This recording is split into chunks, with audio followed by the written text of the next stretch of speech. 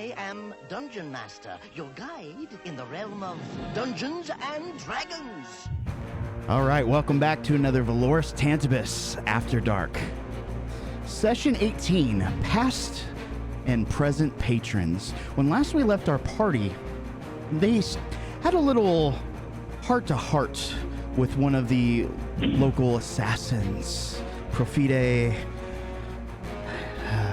Arane, and she told the party that she was willing to work with them to kind of equal out and make sure that everybody's goals were fulfilled. The party, taking their first step, went back to the beginning, back where their first encounter happened with the insane Stitsko. But they had a very bizarre guest. Seemed to hail from somewhere in the past, somewhere recently released. She decided that she wants to look upon the city, and she is going to go by the guy's Razzle. All right. So, you guys have had your talk. The last I remember, you guys were thinking of introducing her to Lady Zendra, is that correct? That is correct. Was there anything else in the conversation that you guys wanted to pick up on?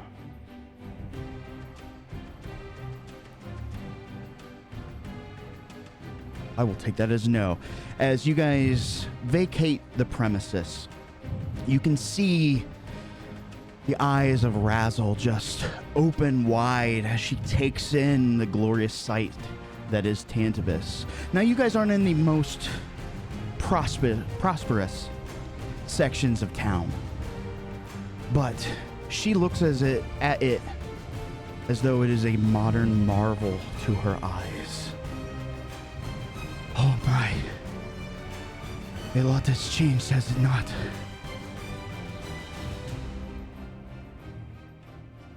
Since you last saw it, I imagine quite a bit, yes. There'd be a whole lot more of it if a friend of yours hadn't paid us a visit first. I am not my brother's keeper. Please keep that in mind. I would like to see this devastation firsthand, but I am at your mercy.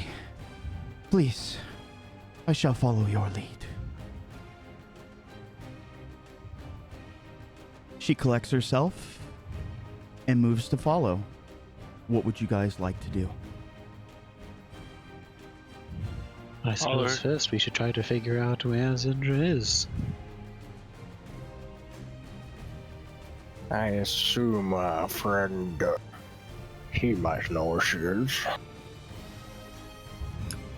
Question. The Stizco's area was down by, like, the poor people area, right? It's one of the kind of dock side areas. It's very close to the port side. It's not technically in the shadows. Okay, well, since we'll have to kind of take the long way up to get to the Noble District anyway, we might as well, like, hit some sightseeing stops on the way there. Okay. So, This is the library we burned down. Yeah, what sort of sights are you guys going to show her on your way?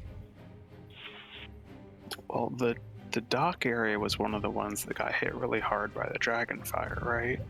It did, plus the Kraken also did some damage to the vessels.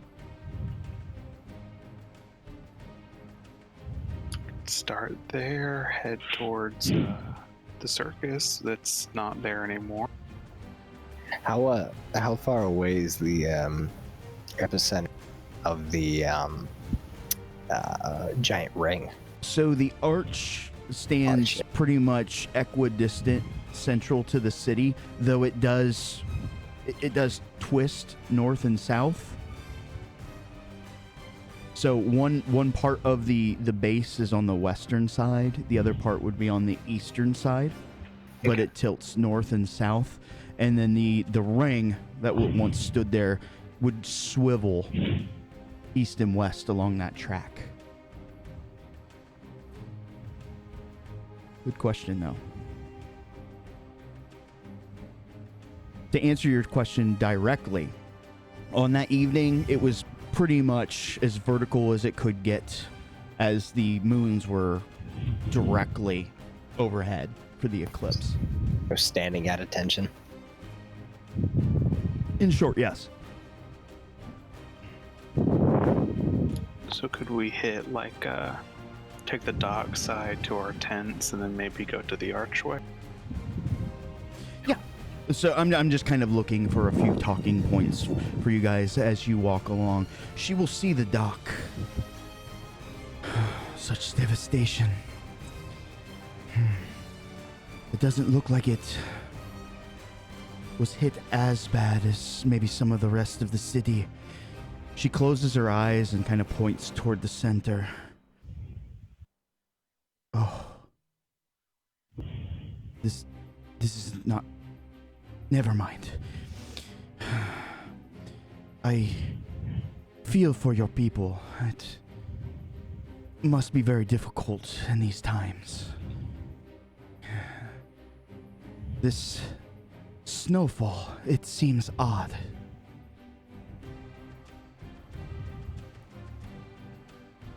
It's definitely out of season for this locale. I see. My mom's not feeling very well, so she's not able to keep up with the cold too much. She squints down her eyes at you. That is unfortunate. I think I've seen everything I need to see here. As you guys continue on to another point, you guys show her your I guess your stomping grounds where the circus once was. Some of the tent just kind of flapping a bit in the breeze, what's left of it, still attached to one of the poles. She can see the bodies on the ground. Those that, the remnants of, I imagine, pyres, as too many graves would have to have been constructed for such devastation. Oh no. I don't really wish to look upon these sorts of sights anymore. I mean no offense, but there is nothing I can do. We don't expect anything of you. You I asked know us. it's not your fault. You asked to see the city, so we will show you the good and the ugly. Be careful Believe it what or one not. wishes for, right? Aye. But believe it or not, just some short time ago, this was a place of much happiness and fun and games and food. It's not that anymore. Surely you're... Rest assured it will be again. We may not be as long-lived as your kind, but we are resilient. Surely you're... And she kind of stumbles for a word. Your headman will do something about this, right?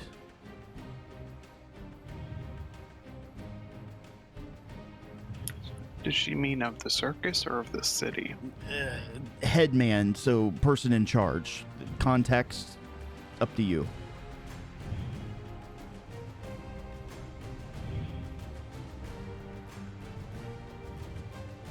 I'm not sure what the political situation of your time was, but their inactivity is part of the reason there's some unrest right now.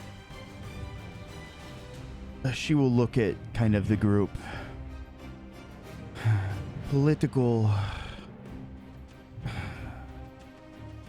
divided. No, that's not right. I still struggle for some of the words. Territory focused. We were split. I remember I remember this place. I remember these mountains. I do not remember much of here. Man was still beginning to put brick by brick, stone by stone in place before we were whisked away.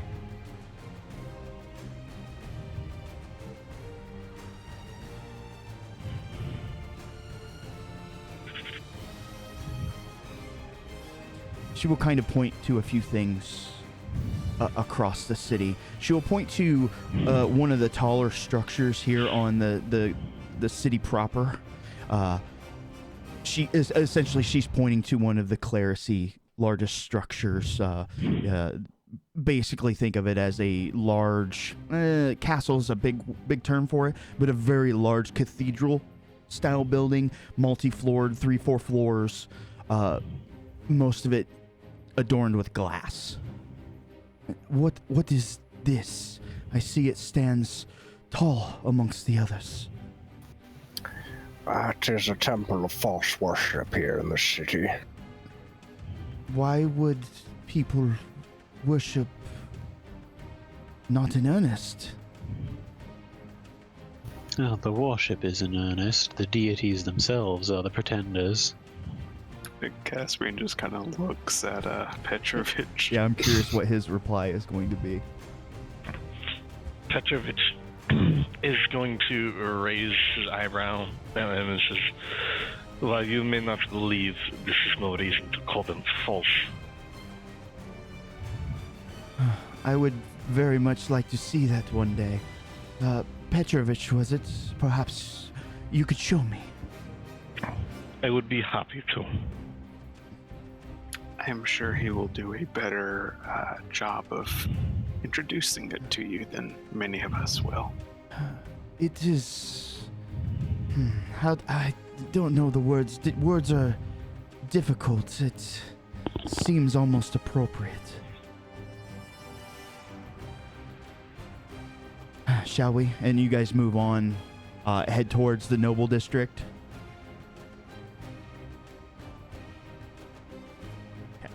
As you guys head up and get a real majestic view of the city, although, you know, most of the fires have been put out, large chunks of the city that were once there, vacant is I think the most appropriate term. And she will watch with, you know, full-eyed anticipation as she gets higher and higher on the lift, just taking in all of the sights. I take it this is where those with hordes live? That would be a correct assumption.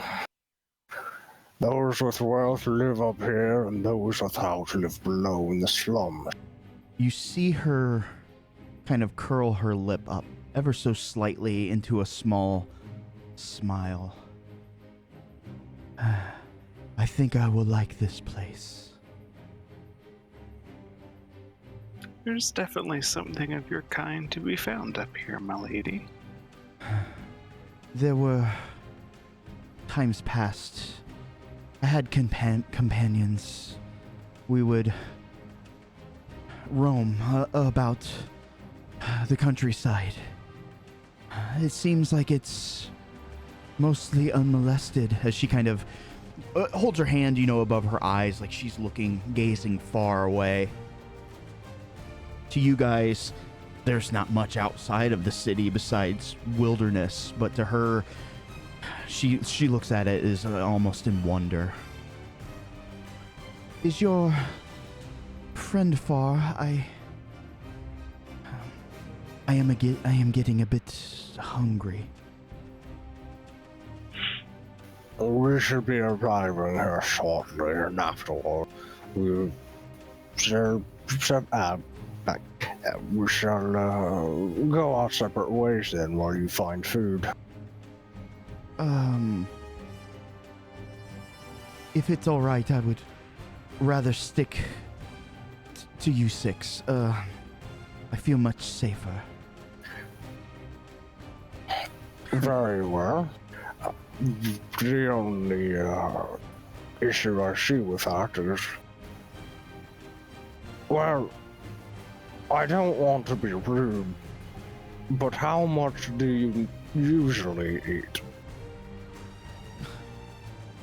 She looks at you like when a child asks a question, it just seems very incredulous, like, I have never thought to ask that question ever because I've always taken things for granted. And her reply is, well, until I'm full. Silly young master dwarf. Forgive my ignorance. It's just, I do not know how much it would take to fill your need. I believe what he's trying to ask is, does your appetite fit your current appearance or something grander? Yes, that. Thank you. Yeah, a few moments of silence and probably awkwardness hang over the air for just 30 seconds, 40 seconds. What a peculiar question. She kind of looks down at herself. I didn't think I was packing that much. No, that's not the intent of the question at all. It's... The look on your face is priceless. I can eat just as much as you, Master Dwarf. That's what I'm afraid of. She made a dragon joke. And she's looking at all your faces like... The whole time Caspian's just been like quietly putting Phaley behind him. Don't eat the goblin. Don't eat the goblin. Yeah, we already have a drow who wants to eat the goblin. We don't need the dragon too. Fair enough. What's your plan for finding Zendra's estate? Or wherever she may be? Honestly, our best bet would be swinging back to the other's estate and talking to Kiev. Hold on a sec. Is this the same Zendra from the other campaign? Yes, it is. Ah, well, Petrovich happens to know where her fucking estate is. Well, that you do, but it has also been taken over by your other companions. Yeah, so that's the same estate, huh? So, yeah, you're like, I know exactly where it is. He's gonna be like, you know the estate is just where we've been staying, right? That's her estate. Well, I was under the impression it was for the others. I cannot speak to who owns it now, but last I knew that was hers. as far as I know, she hasn't been staying there since her promotion. That is correct, but she would have had to gather her things, and if anybody in the city probably knows where she moved to, well, I would say two persons. Kiev, Richado, because he's always at that mansion. Right. So we won't go through the drudgery. You guys will find out where her estate is. I just wanted to put you guys on the spot. You see that she has taken up residence in someone else's manor. Essentially, and Petrovich will know this, earlier, several of the nobles had started to fall ill, and some of the estates have become vacant. They became ill because, well, Petrovich can fill you in on the details of that if he wants. Anyways, you will find the estate where she is currently kind of set up shop. Her headquarters, her home. It is House the Janik. And I'm going to share a map. So you guys come into this very large estate. Djanik was one of the great houses here.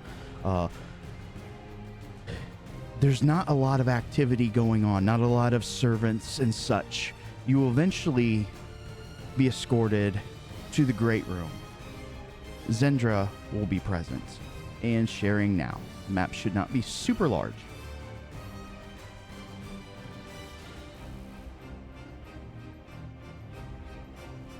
The Zendra HQ.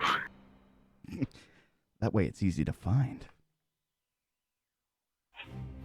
This is one of the great rooms of House Dejanic. You can see, plush carpets, padded chairs, the whole nine. Liquor, cigars, bit of fruit. Though she wasn't exactly expecting you. So, small supply. But when you guys are escorted in, she will, of course, rise from her chair. She's not dressed fully in her armor, of course. But, it is so good to see you. It has been too long. Come, sit. Who is your new companion?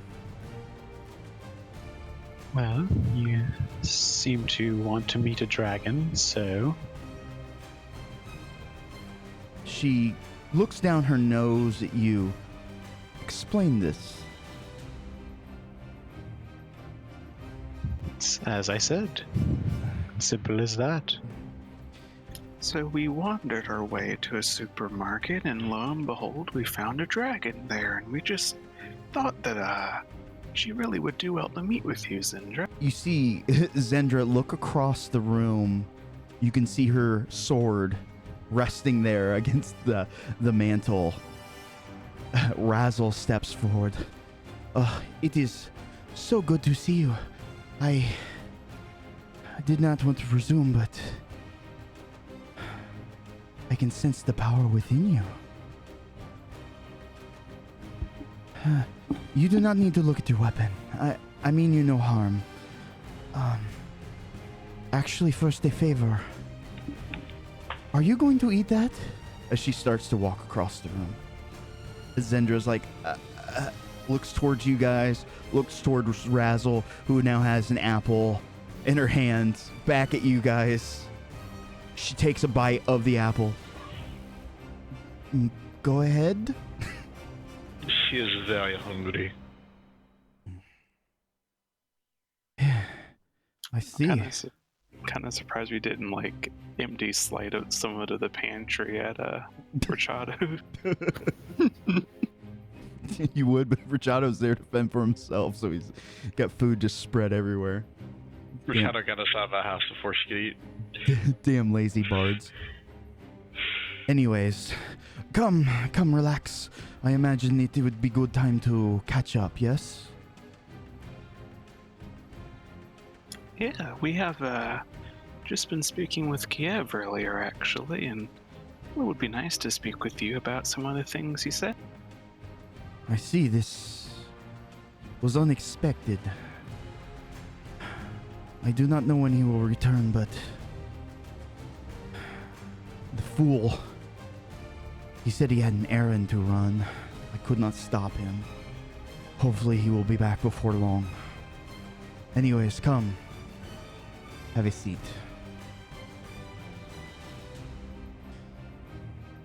Razzle, of course, will start to munch on food. You guys will go about your normal day-to-day, just kind of chatting. Just small talk, basically. Kind of knock some of the ice off. And Zendra will say, so, I imagine you know my next step? And that is why you're here? You're here to stop me? No. We merely came here because we stumbled upon, well, Razzle, and we figured that you might be interested in speaking to her about her kind. I would very much indeed. Side switch, Zendra. I mean, I'm one of the ones who made you pick up that sword. I wouldn't just as quick tell you to put it down. I point. Well met. She turns her focus over to Razzle, who's kind of munching on a few grapes. You guys didn't want any food, did you? Because she's pretty much devouring most of it. More than a normal human would probably ingest, but not to the point where it's like an endless tray of gluttony. So she's not going full Goku then? She's not going full Goku. This isn't No Face. Oh, excuse me. And she kind of wipes the crumbs from her face.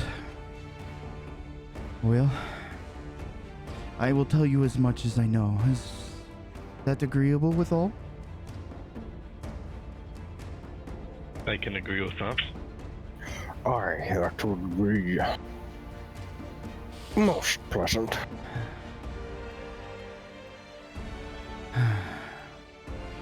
When I was a young fledgling, strong was our tribe, a great many. We all helped one another. There wasn't enough food to always go around. The Great Council was formed. With this council, of course, came rival ambitions, but for the most part, it was good for us and our kind.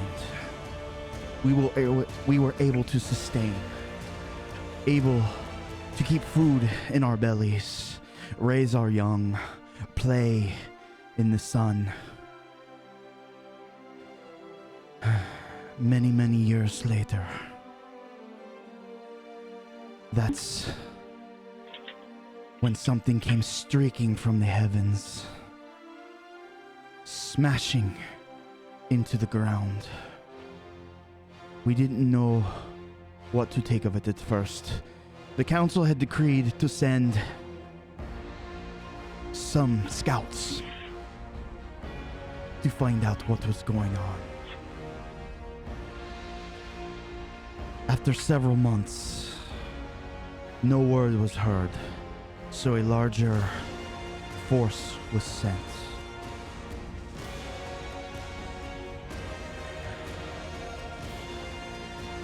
I know this is a strange request, but you have a large drawing. A large drawing of what? You think that maybe she's referring to a map? Does any player character have it on their person? I don't think Petrified should have a map on him now. It'd be a peculiar thing for most people to have. I do not personally have anything like that. Well, you mean you don't just carry a map around with you every day? I have one. Do you really? I have a map of the city from my urchin background. Awesome. Did you produce this map? Yeah. Oh god, is it drawn in crayon? Oh, absolutely. She made it herself. Oh Awesome. my, oh my. She tried to write down where things were, but she misspelled all of them. Oh, like the merchant quarter is just like food and shiny. But food and shiny aren't spelled right either. Like, Industrial sections like the smoke. You produce the map and Razzle kind of looks at it. Did you make this yourself? Mm-hmm. You are quite the accomplished artist. Unfortunately, I was looking for something a little grander of scale. Zendra will say, Must it be physical? I can fetch one of the servants. Perhaps there is something in the library. If you'll excuse me a few moments. It best be something you don't mind losing. Outside, you'll hear Zendra conversing with a servant, and she will come back in the room.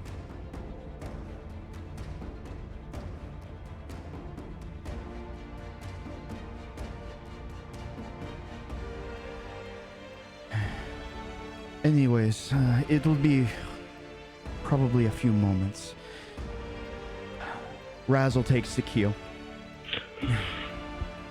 and kind of tried her best to explain. Now, for you guys, we have a visual aid. If you go to Tantibus, or the Valoris Tantibus channel, and click on the pins and zoom in on the map here,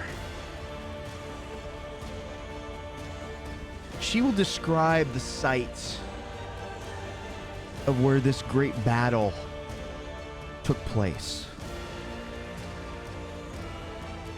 I imagine many of you can figure out exactly where it took place.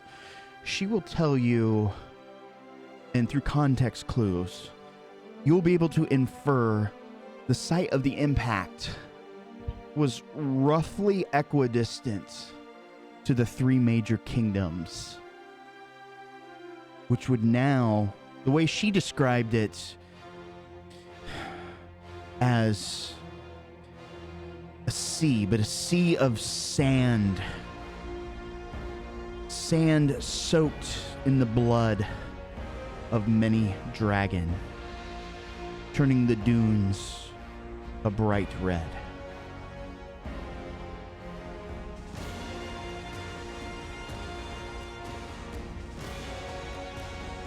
Okay, well, I was thinking it was the swamp, but that's That probably is not the swamp.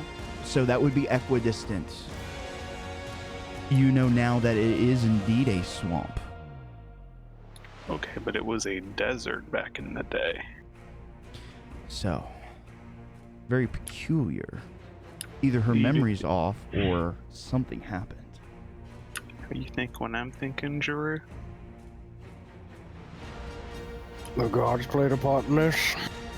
Are we in Oldham?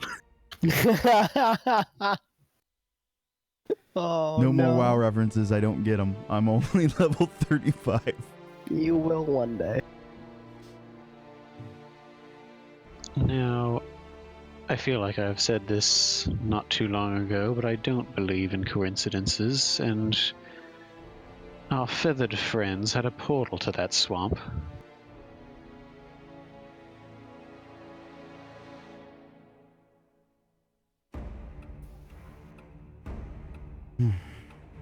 Why would someone have, if I understand you correctly, portal is move quickly? One place to Yes, another? through magic. Why would someone have something like that? They would only find death. Well, that's exactly the kind of being that we're dealing. What they seek is death, and what they deal in is also death. There must have been something left behind from your battle there if they've set up their base in the area, though. Can you think of anything that might have been? Some form of long-lost knowledge.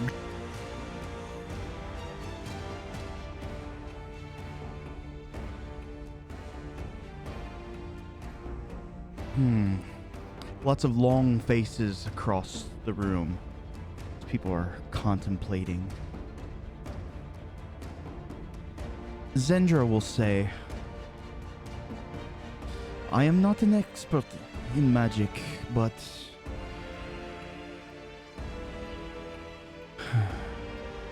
it seems peculiar to me that this site, the site of the cities,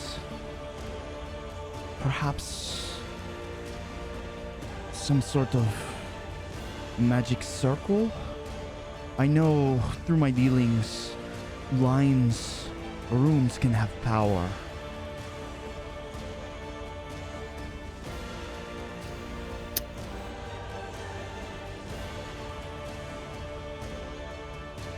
Does she know about the Emperor and what he did regarding the three cities?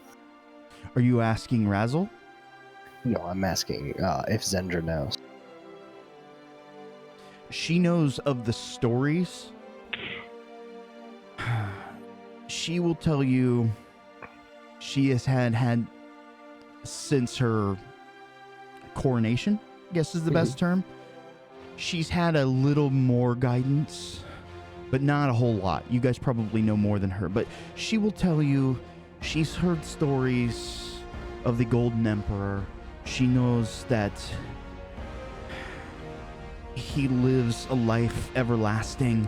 Something caused him to step away after erecting these 3 great cities, basically breathing life.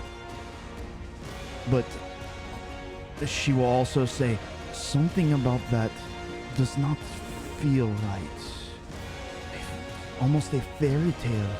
Something that you tell children at night to keep them warm, to keep them safe, to keep them from fearing the boogeyman.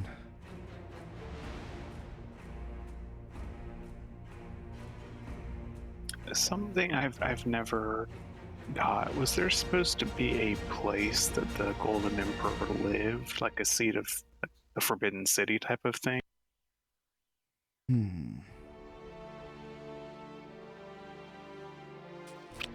I will allow. So this is going to be history, but it's going to be more legend lore.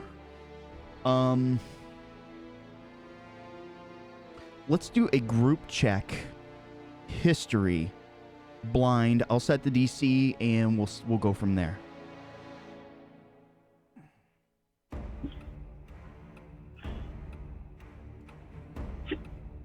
Oh my, you guys are rolling really high. I think we're missing Petrovich. And me. Yeah. We'll try and get like a +1. There we go. Oh, you guys squeaked by because we had 2 terrible rolls and 3 really high rolls and enough to bring it over the edge. I can guess where I fell. Yours was really bad. I'm sorry. Mine was too.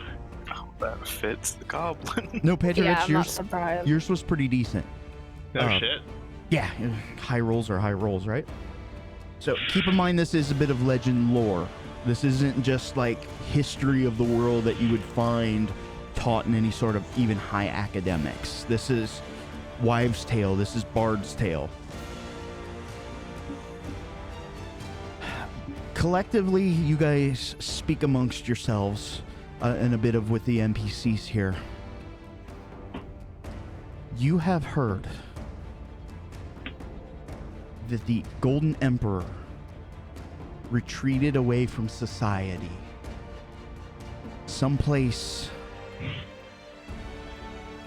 far is not the appropriate term. Although it's not here technically, it's at a vantage point. Utopia might be a good word used.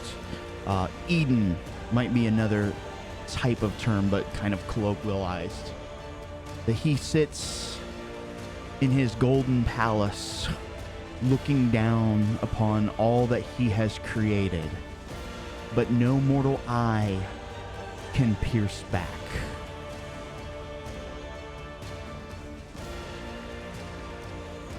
So there never was a historical seat of the Emperor. No, because he was always shifting around. He didn't find his roots until he pulled himself away from society. It is rumored that this place is true, is real, but think of it in terms of like Atlantis, El Dorado. It's a castle in the sky type of a thing. That may fit the motif. But the words typically are looked down upon. Not in the context like, oh, peasants, because he was always held in very high regard.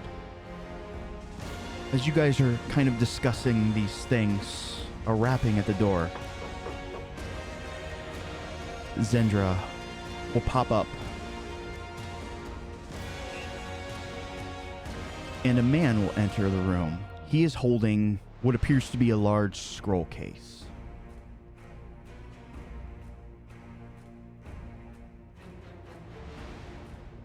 And Zendra says, "Thank you, Mr. Lafayette."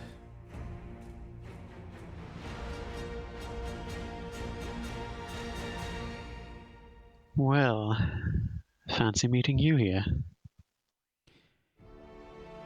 He looks at you, Vic.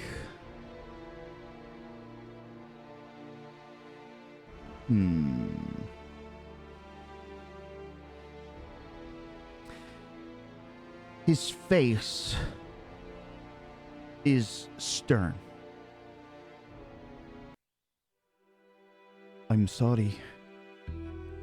Have we met before? Well, perhaps not looking like this, no. No insight needed for the others, as his face slightly twitches. I am confused. And he will look over at Zendra.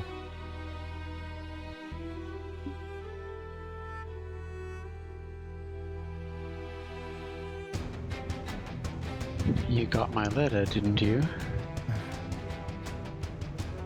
He closes his eyes in just a small sigh. I did, daughter.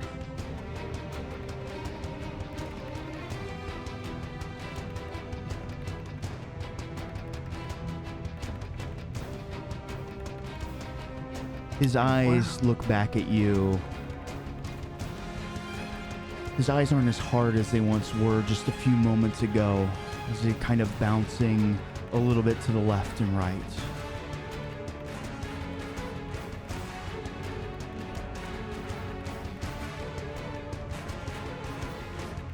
Vic, if you would like to have a word with them, then we can handle the rest of this conversation, I think, right, guy? Zendra looks left and right.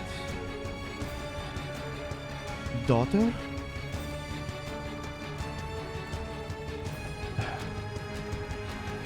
Yes, Zendra. It is difficult to explain.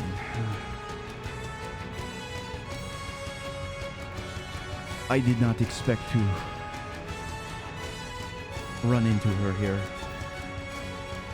It won't be any trouble, I assure you. He'll take a few steps forward, kind of almost like a child who knows they have to do something, so they kind of lumber forward. But this is a grown-ass adult man. Like, you can see he's pretty rugged. He's still very athletic build. He's got the 5 o'clock shadow going on. Get up and approach him. He doesn't back away. I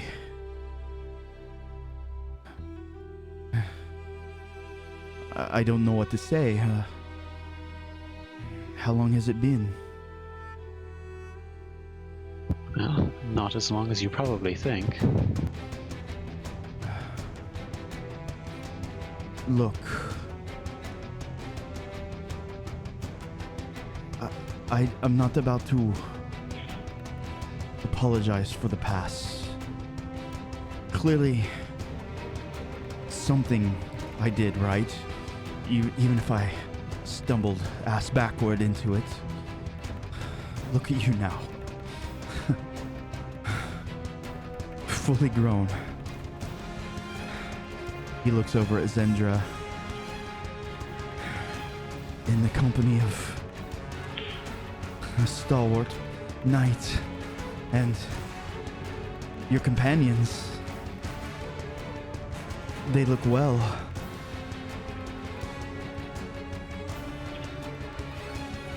This is much a family as any. You can see he kind of pulls back a little at that.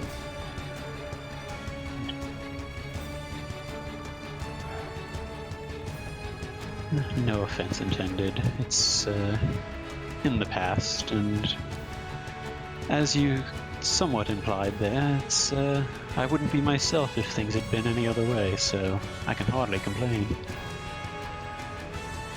It is a difficult thing finding oneself when the world turns upside down. Perhaps doubly so for you.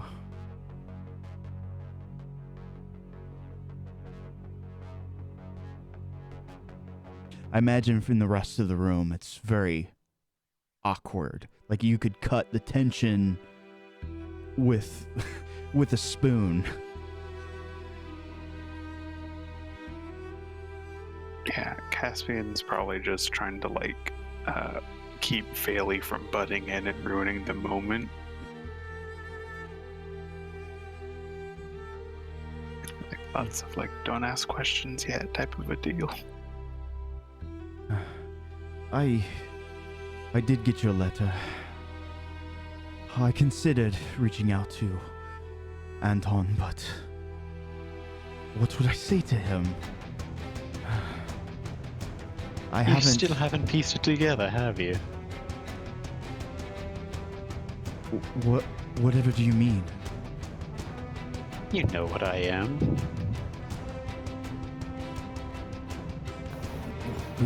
Yes, but I do have to say, it was very interesting working with you in the Macabre. you see him for a good solid 15-20 seconds look at you, and then realization dawns on his face. No. I was curious, what can I say? I don't know what to say. Were you keeping tabs on me or plotting revenge? Oh, nothing as crass as that. I just wanted to know who my father was.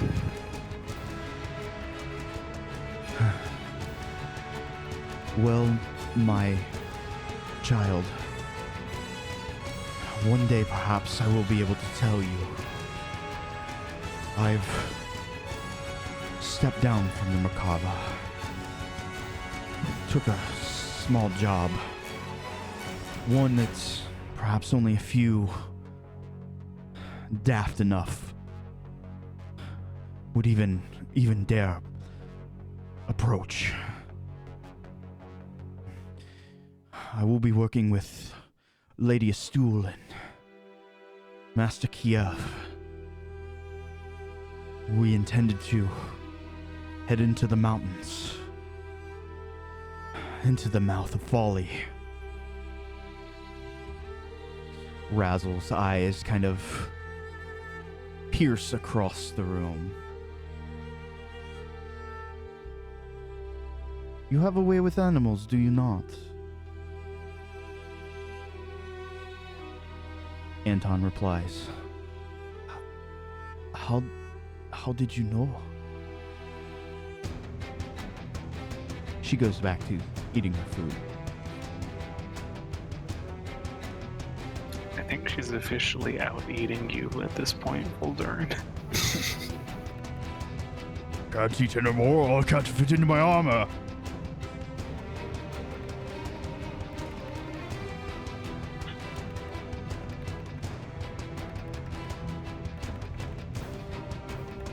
Silence fills the chambers. Anton will,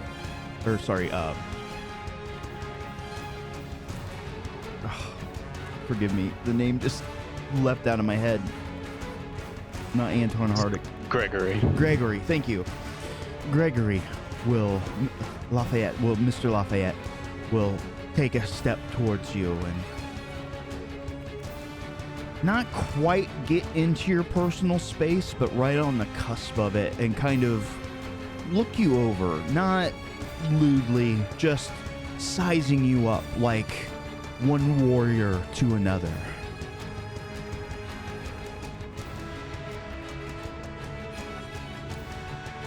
She hired. Try and like subtly square up, try and make myself look more presentable. Well, if the macabre has taught you anything,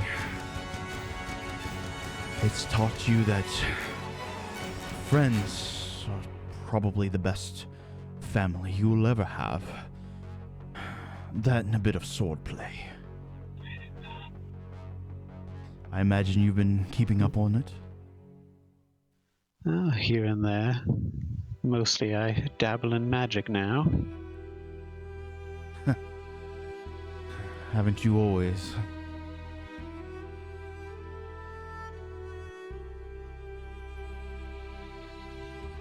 Lady Stool was kind enough to offer me something, a way out of the city. Dare I say, maybe a purpose. Some void to fill. I've been able to procure us a few mounts. I should get us over these mountain passes.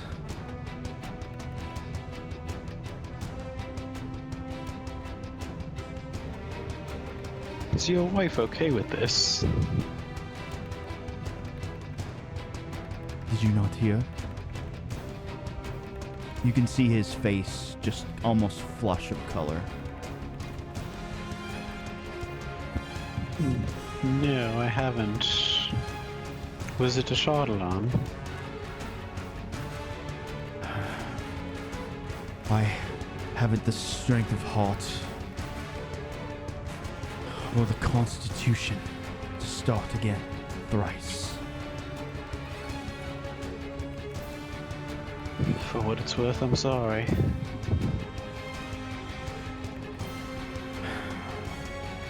Turnabout is fair play, is it not?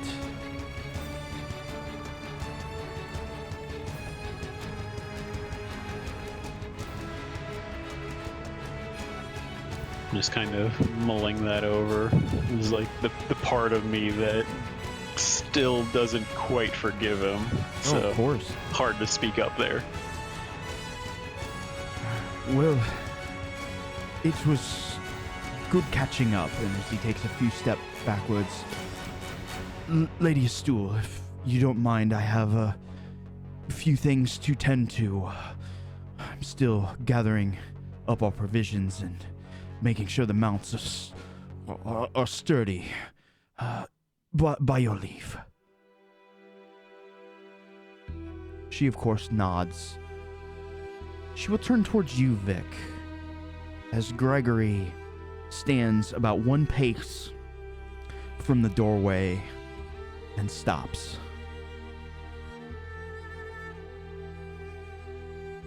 Five seconds of silence. 10 seconds of silence. 15, and he says, "Daughter." He turns, half looking over your shoulder, slightly turning in your direction. I don't know what it is you're up to, but may the gods watch over you and your allies, as well as me and mine. If we both come out of this alive, perhaps there is... Perhaps there is second chances for old fools. And he steps out of the room. I'll call after him. Be careful, old man. You're the only blood relative I have left. Deep down inside, you don't know if your words reached him, but you probably want to believe that they do.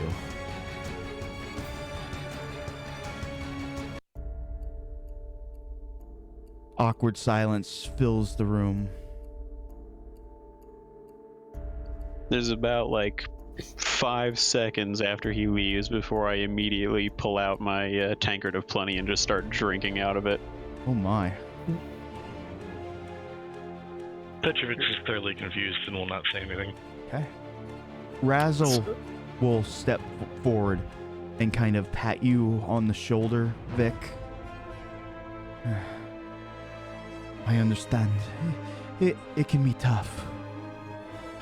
My heart goes out to you. What's that? She points to the flask. God, get this? the dragon drunk. It's a magical trinket. Not very powerful, but it produces alcohol. Yeah. Did you guys have a woman to doppelganger heart to heart? Zendra will walk over. Phaley, was it? Would you like to do the honors? As she holds a very large scroll case in your direction. It's probably taller than you are.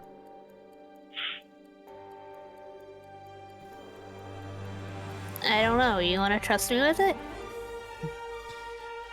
Well, Razzle seems to admire your handiwork.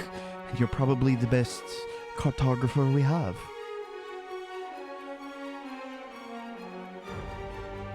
I don't know much about cards, but okay. She hands you the scroll case. Inside is containing a large map of mostly kind of the southern part of Valoris, but it does reach up into Dynast and Kabuto. Large enough to show the proper areas that you guys were looking for.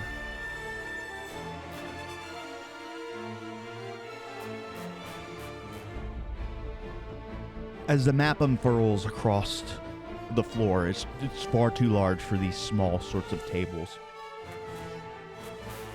Razzle, finishing her drink, will walk over and will point exactly to where the marsh stands today.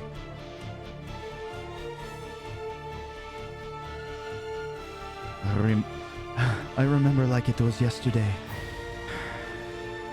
Here is where the first bloodletting happened.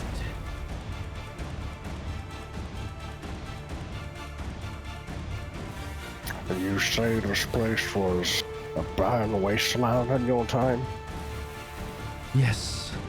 Sand as far as the eye could see. Is it not today?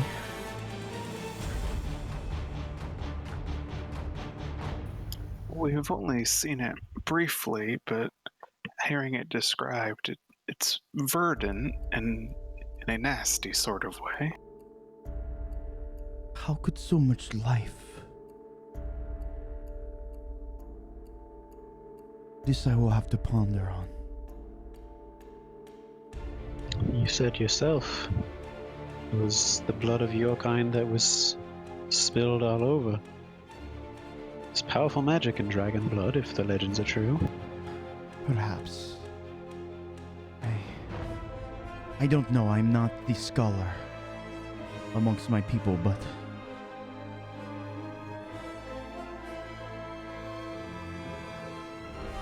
perhaps what you say is true. If you would like, I feel as though I can continue. If you're up for it. Many of my brothers and sisters, even some I wouldn't dare call friend, were lost in a great battle. We were all summoned to the great council of worms. Many of us were on our way, as there was a great distance to travel. I remember getting ready to set foot out of this area.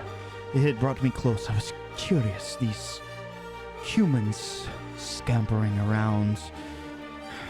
I remember when we used to laugh at them when they threw rocks at each other.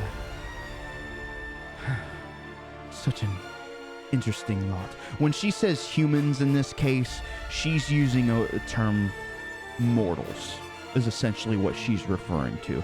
I'm using humans as a catch-all. That's specious. It is. How dare I be inclusive by not being inclusive? Son of a... Anyways, we were summoned. I remember the mighty Charlon coming past the mountain range. And then it hit. It started. This pull, this central gravity, it started to yank us in. Some of my brethren who were in the area, they didn't stand a chance. They were ripped asunder as we were pulled from this realm. And her face changes, not to a look of pain, a look of horror, almost a look of revelation. How much do you know about the plane of travel? Caspian just sits like way back in his chair and like, all I do is make fire. Yes, but where does this fire come from? Baldur will say. From the gods, obviously. You're not too far off. There are many realms throughout this multiverse. We are but in one. Imagine a realm, nothing but fire, dancing freely, playing, weaving, burning. She looks over at Caspian. I imagine you see a bit of flicker going on in his eyes. Imagine a realm nothing but wind, ice. These do not concern me. Something has happened. Something is happening above the city. This half... She looks around. Someone surely has like a ring of protection or something on, correct? Fairly does. We'll look over and point at that. This half ring above the city. I don't know what you call it. There is a great power being drawn to this place. Have you not felt it? Baldur will kind of look solemnly towards the ground. Well, if what we've been told is true, that ring out there is part of what bound you to the realm you were trapped in. No, I don't mean the ring. I mean above the ring. Oh, you mean where Auntie lives? She looks over at you. Is family this complicated? Zendra will look back and nod. Vic's like, drink, yup. I imagine every one Vic of... definitely takes another swing at that. Damn near every one of your characters is like, mm-hmm. Yeah, Caspian will just kind of like shrink back down. It's like, well, it is where she lives. Do you not felt it? It is all around us. It is filling the city.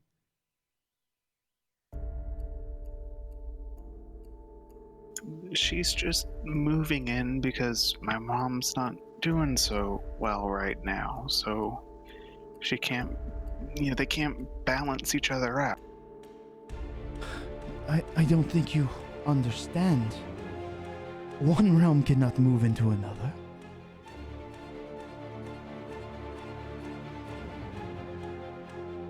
Are you suggesting that there's a portal between the realms that is growing larger over the city. Can you not feel it? I have no idea if this is going to work, but I'm just going to attempt to just, like, trance myself out and see if I feel anything. Okay. How many cups of alcohol have you had? Not enough. Well, I can make up to 9 pints, so probably 9 pints. Yeah, so you start feeling warm. That clearly gives then me you a hear a plus trickle. 9. You're gonna feel a lot of things. What type of roll are you considering? I'm curious. I want to see where this goes. Either nature or insight, I would think, would probably be the closest for that. I think nature is very applicable. Anybody who's proficient in it can make a roll.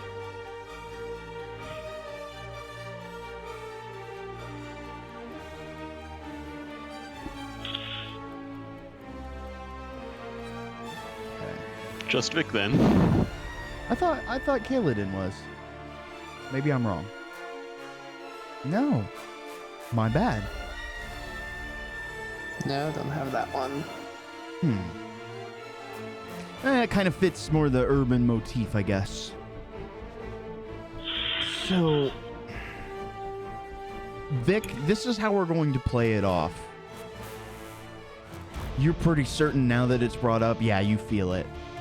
Of course, I mean, drinking everything that you've had on, you probably believe just about anything. But you feel it. But Razzle says maybe something alarming. It's almost as if it's a power similar to what sucked us in, but this is pulling. It's as though someone is purposely trying to make something or someone a part of this realm. Why? You all know the answer to that. Well, to be the Nagpa.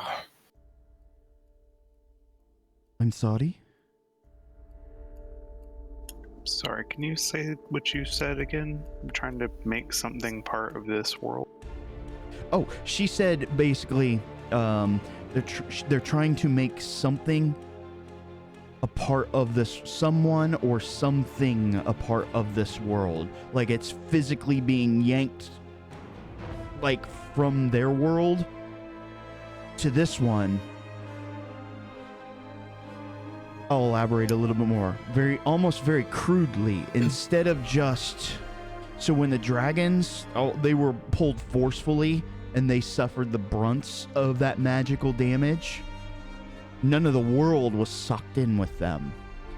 Whatever's happening now is almost as though it's summoning a part of the world, one of these realms, into this realm for some reason.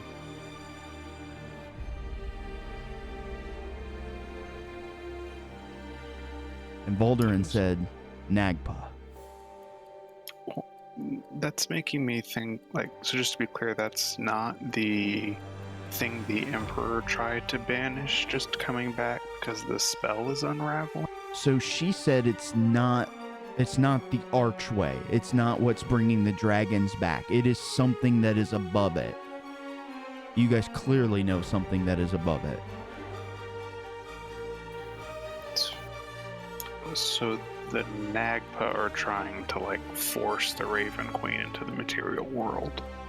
And I'm guessing by her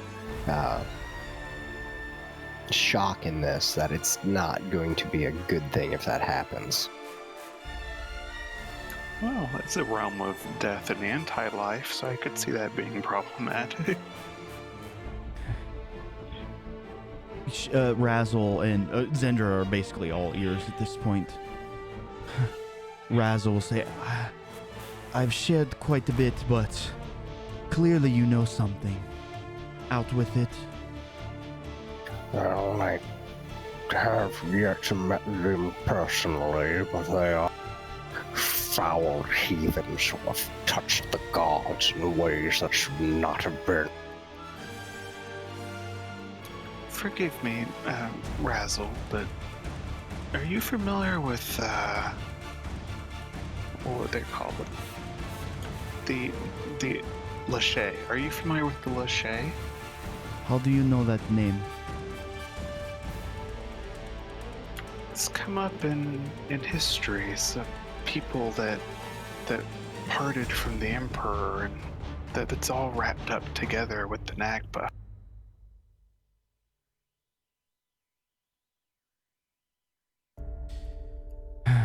There was a talk amongst our people that the Emperor, the one you call the Golden Emperor, thus procreated.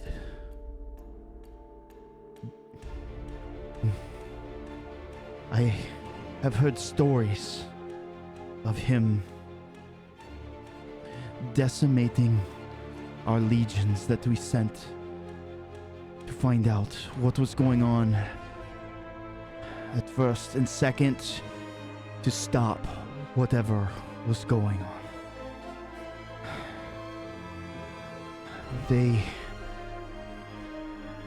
Rumors started to spread. She points over to Kaladin. Almost like your species. Elf, is it not? Yes.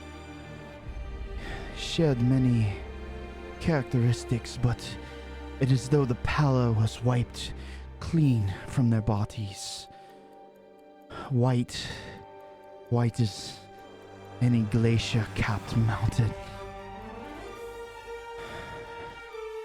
It is said that his children bore great power. I don't know exactly how they played into this, but some believe that the Lachey were directly responsible for our undoing, for our uncrowning.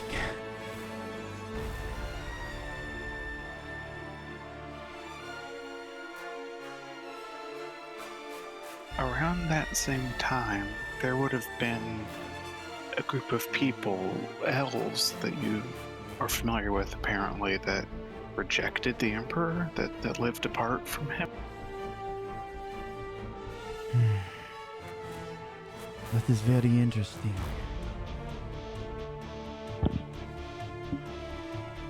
Some of those elves made friends with the goddess, and some of them made enemies with the goddess.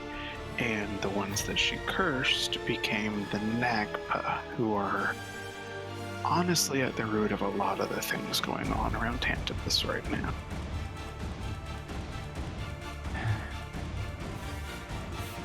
This person, you said that she cursed them?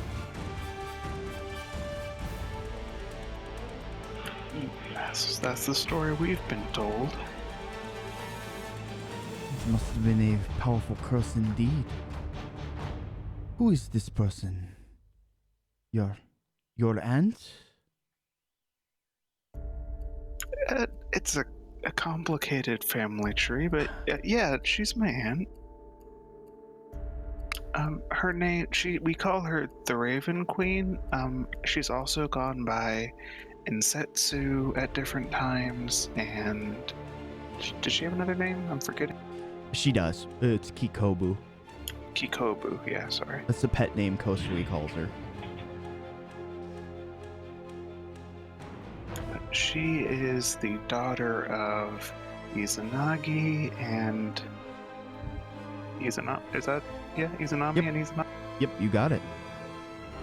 But the bad baby. So, let me see if I got this straight.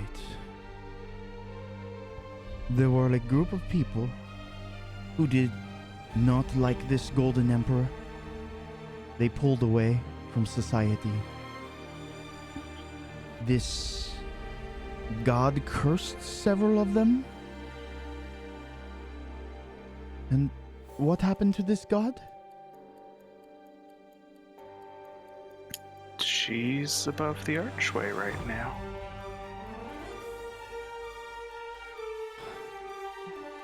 The entrance to the Shadowfell?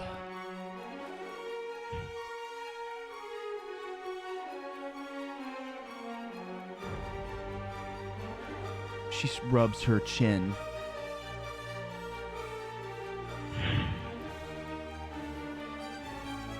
I do not know if this is true, but there has been talk amongst my clan.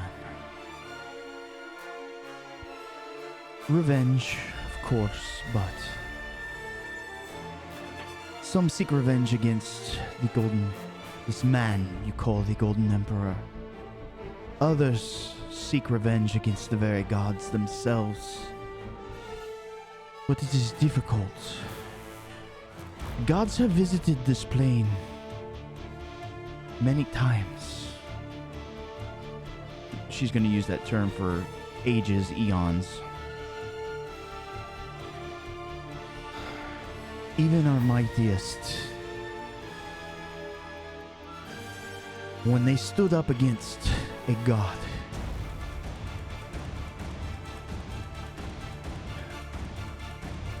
several of our kind was able to defeat one of which you would call a deity.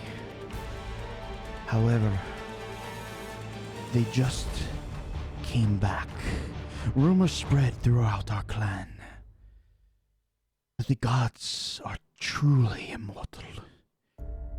For if they die on this plane, they are rebirthed in their own.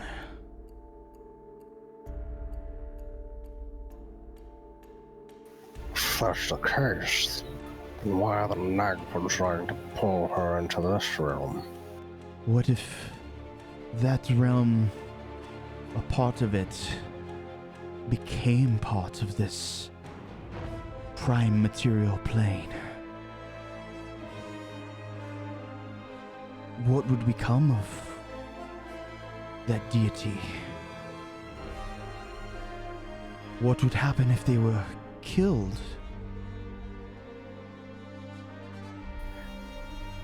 Volderon's gonna have a look of pure horror on his face at the concept of deity being killed. Yeah, essentially you're like, those wild they found a way. They found a way to complete their revenge. So they're essentially trying to flush her out and deprive her of her hidey hole at the same time. I fear it's worse than that.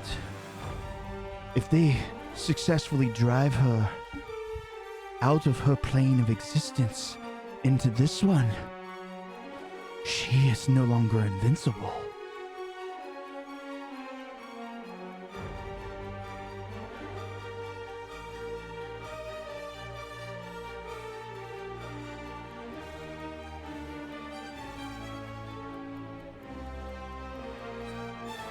Well, something tells me that I'm gonna have to make another visit to Auntie's place sometime soon.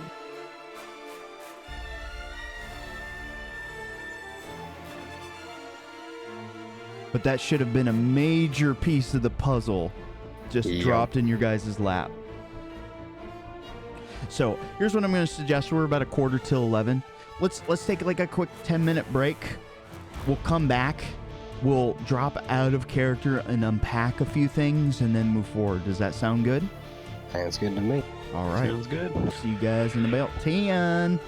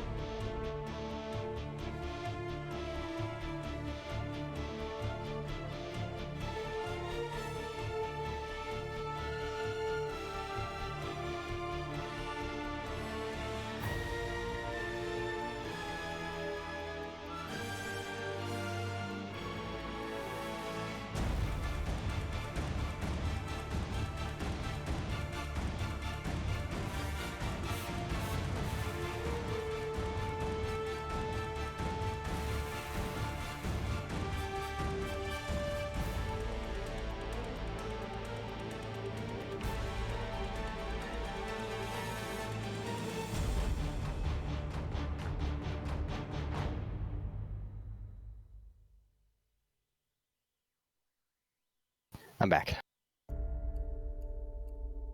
Hello.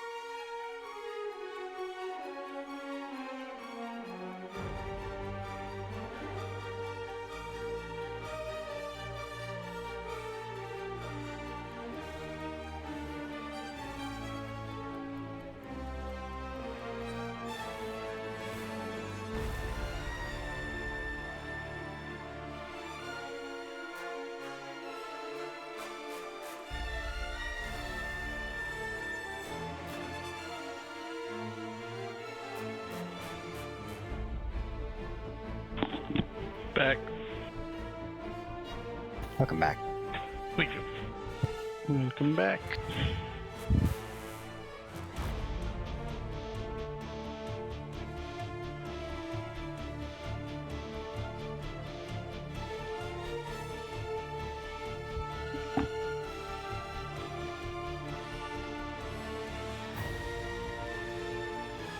I had an incredible idea occur to me, but I'm gonna wait to discuss it in character because I think it'll be better that way.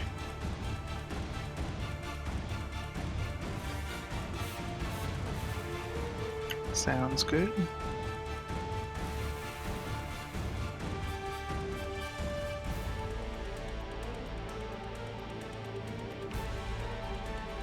I like how this serious conversation had to wait for Vic's family drama. Eh, she couldn't help it. He showed up. We just have our priorities on straight.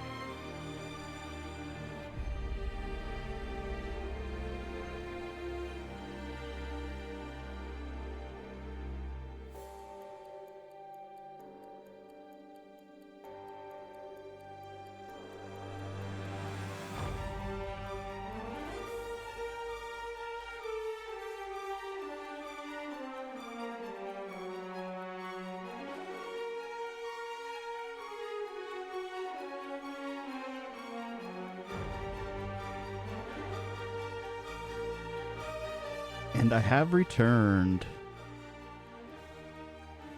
Welcome back. Thank you, thank you. Welcome there. Hello. Hello, everybody here. I think so. I think so, yeah. All right, so let's take a moment here and maybe unpack some of this. I'll give maybe a rough thing, and then we can go over, I don't know, some things that maybe you guys are thinking.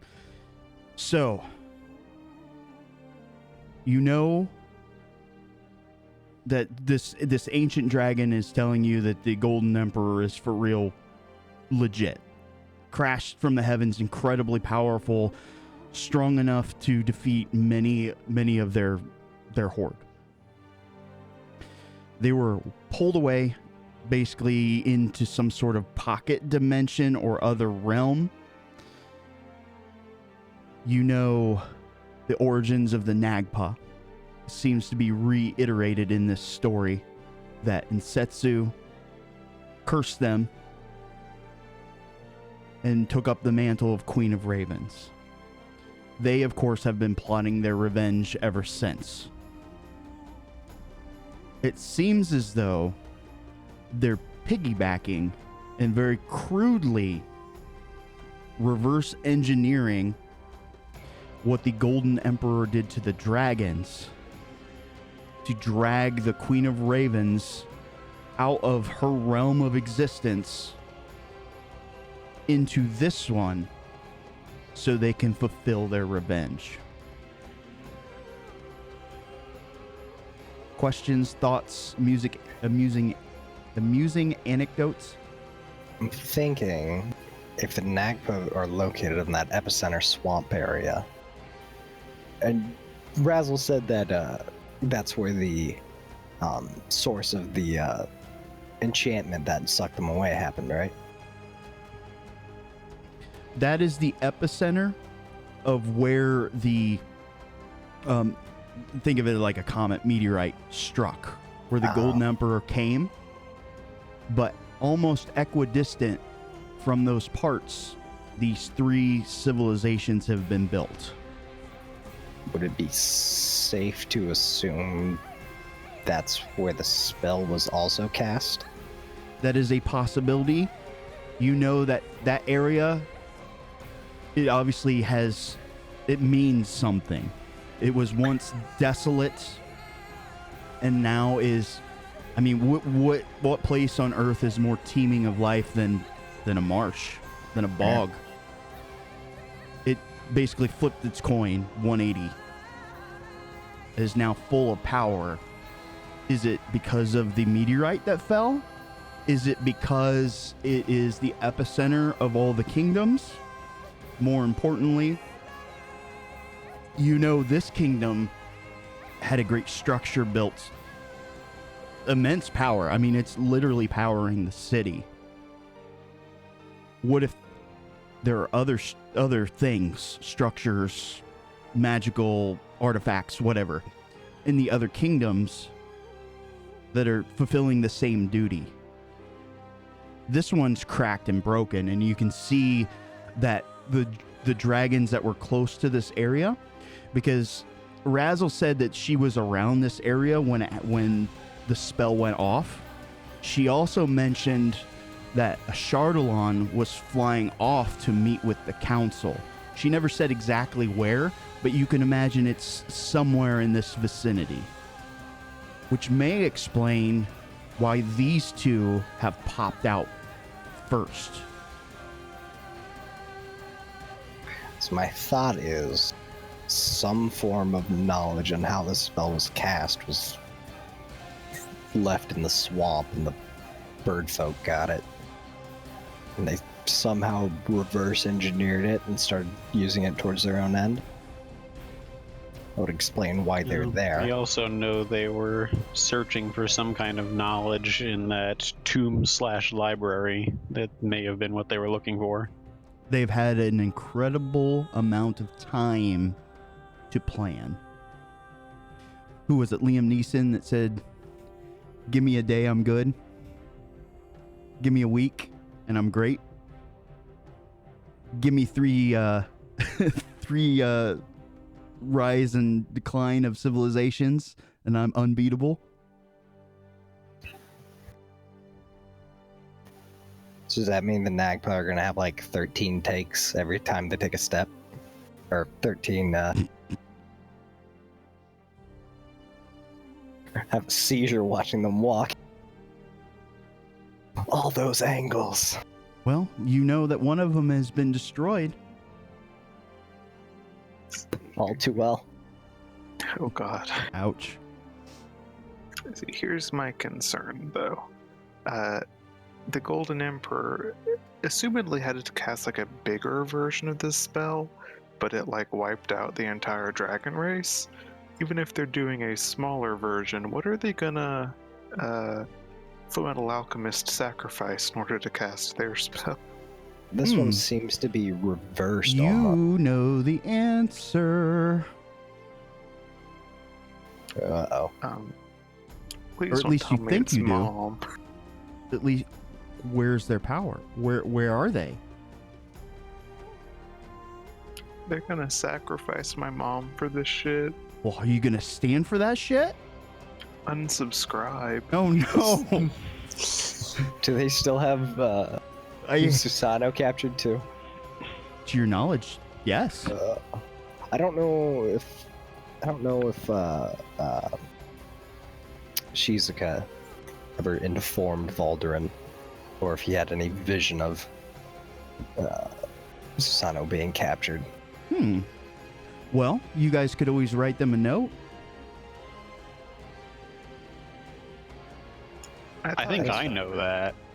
Do you? Yeah, because it was being discussed with Maldark when I was in the crossover episode. Also, she definitely told me, and I thought you were in that conversation. Maybe. I think I've just been trying to avoid metagaming because I watched that episode. I think that was the first episode, like, Voldarin was there, like, she came and was all delirious and stuff to the circle. Yeah. Did she... I can't remember if she said anything, because I think right after because she was loopy the entire episode, and we finished right when I cured her, I believe. While she was loopy, she tried to tell Caspian that they had found his uncle or whatever. Ah.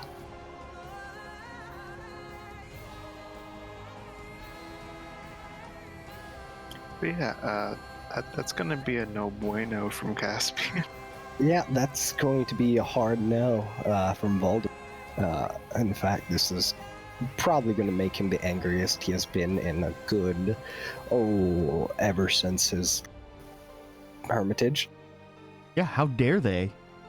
What they're doing is the definition of evil. All for petty revenge? I mean, I can't say...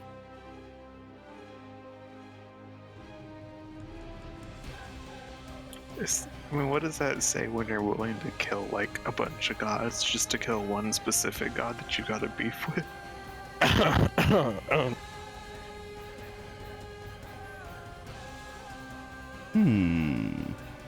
Some, like, Dark Souls level of, revenge planning.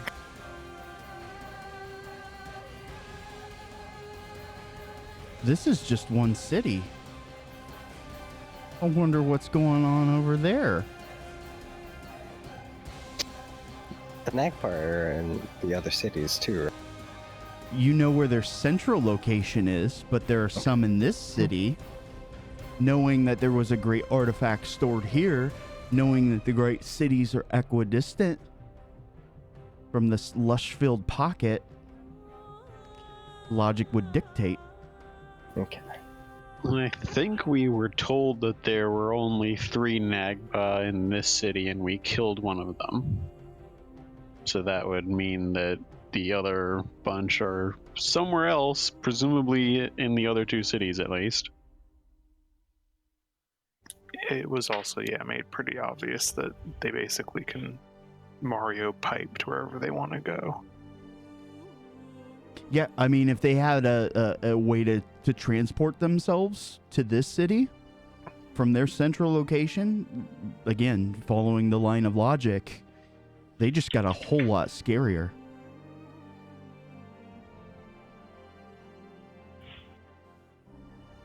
Ooh.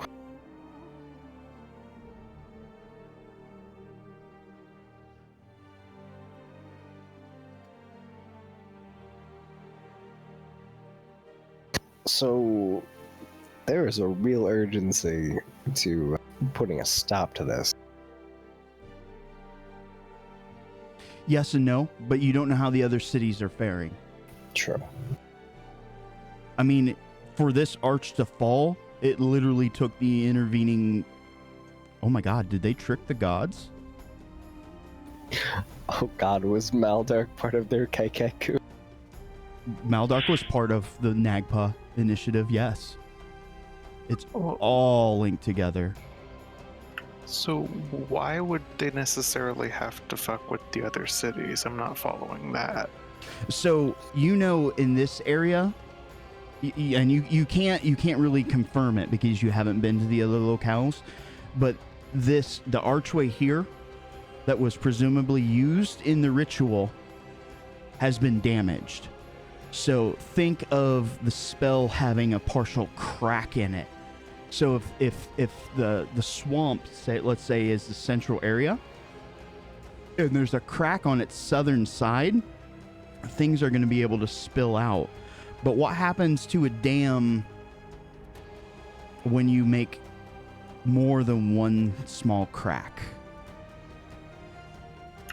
Yeah, so I understand that the different cities are all part of the Emperor's spell and unleashing the dragons and all that and whatever he sealed.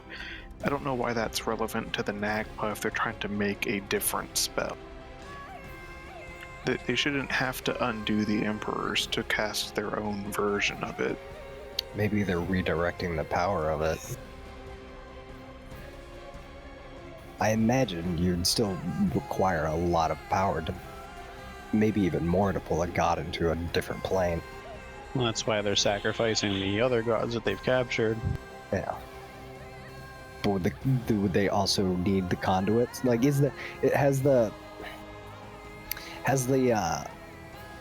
arch been, like, obliterated, or is it just like... It's broken. It could potentially be repaired, though you don't know if the magics can be put back in place. Okay, so maybe that's not the case then. I was thinking that maybe they needed to break the Emperor's spells so that they then use them as the foci. That's a possibility. Again, this part's going to be more theory crafting. I was going to say, there's nothing that would make me think that other than just plot saying so. But I will say, if Razzle is correct about what she was saying earlier about how deities work, then even sacrificing Caspian's dear mother would not permanently kill her. That is but correct. They didn't kill the dragons. They pocket dimensioned them.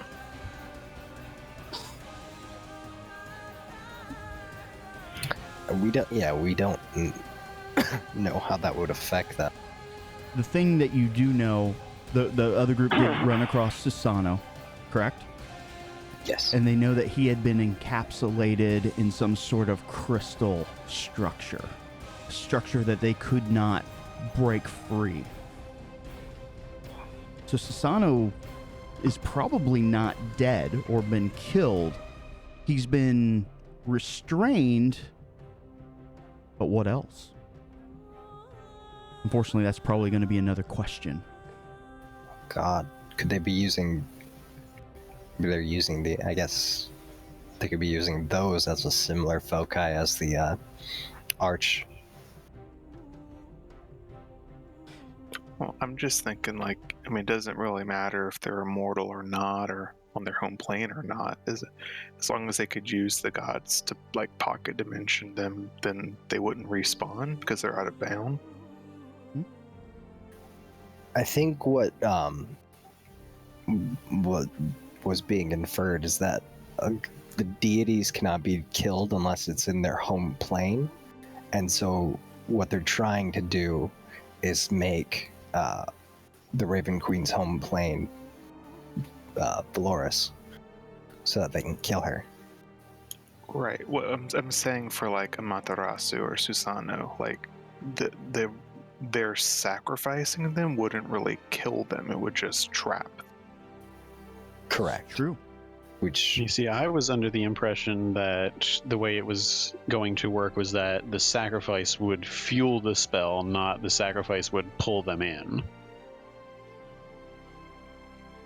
either Like they wouldn't be the target of the gravity well. They would be the spell component.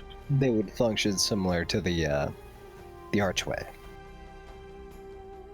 Oh, okay. So are the gods the archway and the other relics, or are the gods the dragons? And we don't know that. Because if the gods are the locations, then that means there's something else that's going to get gravity well. Yeah, I thought that the Raven Queen was going to be the dragons in this metaphor, Yeah. just in the opposite direction. Okay, because in my head, because the dragons weren't the target of the Golden Emperor's spell, it was whatever else he was sealing away with them. Maybe they aren't using the spell in a similar fashion. It's just the best way for them to get the results that they want. We also don't even know that the Golden Emperor sealed whatever it was he was sealing away with the dragons. He may have sealed it away some other place, and the dragons were just necessary for power. Oh, maybe I got that backwards. I thought that both dragons and whatever that was were like stuck in the same inter-time weave Einstein thing. So Razzle can say if that is true, she never came across really anything else other than her kind. Oh, well, were they all like functional in there this whole time? Yeah, they've been just romping around brooding. Oh, see, I would have thought they were like in eternal torture or something. Mm-mm. Well, I mean, flying around in a void with nothing to do for 10,000 years would probably also be kind of like torture. I mean, they can't amass their hordes. They presumably didn't really breed a whole lot. Kind of stuck in limbo. I would be pissed too. But they've just been living there. Like, it's not like been actively harming or like draining their essence or something. Razzle will say no, but you are thinking like a mortal.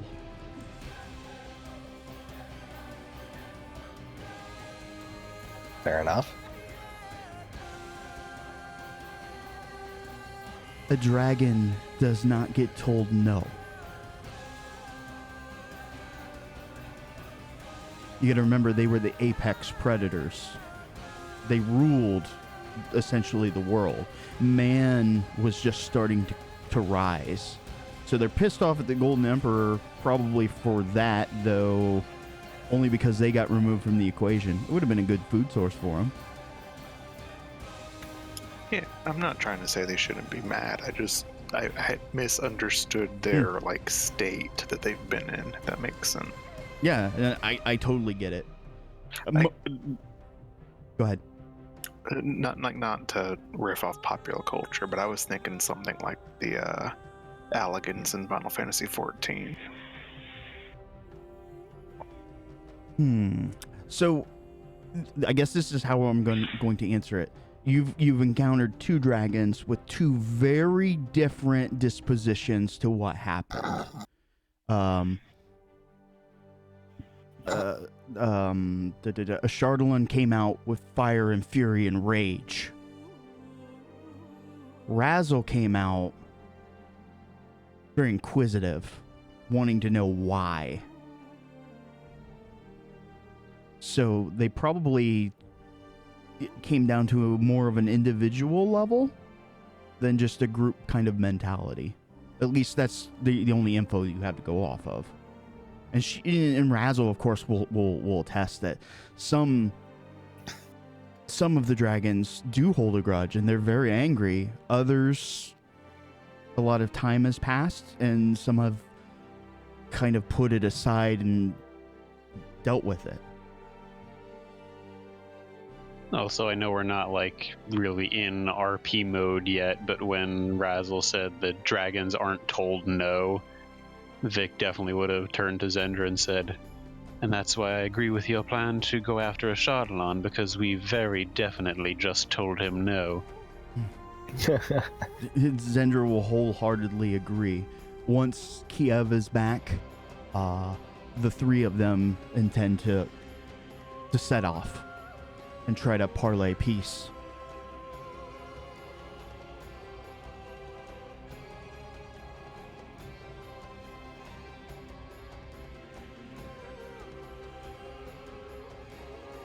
Good stuff.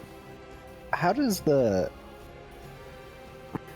So if the Nagpa, they can only learn by devouring knowledge that's been lost. That's correct.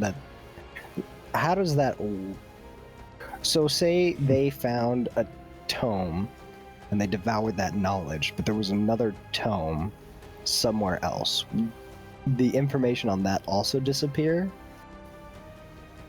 So when a civilization dies, this was part of their curse. When a civilization dies, that is the only moment that they can come forward and claim that knowledge. Oh, so which you just hit on something very, very important. You ass backward into it. Maybe that explains why this portion of the plot that they're going for seems a little crude and maybe hodgepodge. The civilization that created it's not entirely dead yet. That is correct. It's like Tantibus still exists, that some remnant of it still exists. So they have a part of the formula. Mm-hmm. They're just filling in the blanks. And thus Satan it also said, means... Oh, go ahead. let there be letters in math. That's essentially what happened. It's algebra. No. I mean, so if you think of it in the magical spell in terms of an equation, what happens when you don't know what to plug in for all the variables?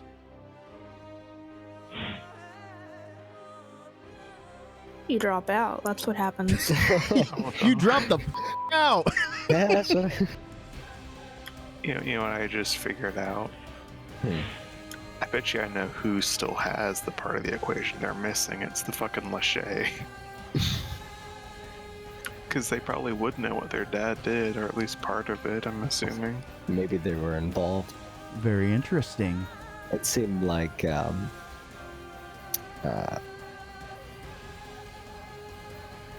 Razzle seems to think that they might have been involved, if I'm inferring correctly from how she spoke of it. Correct.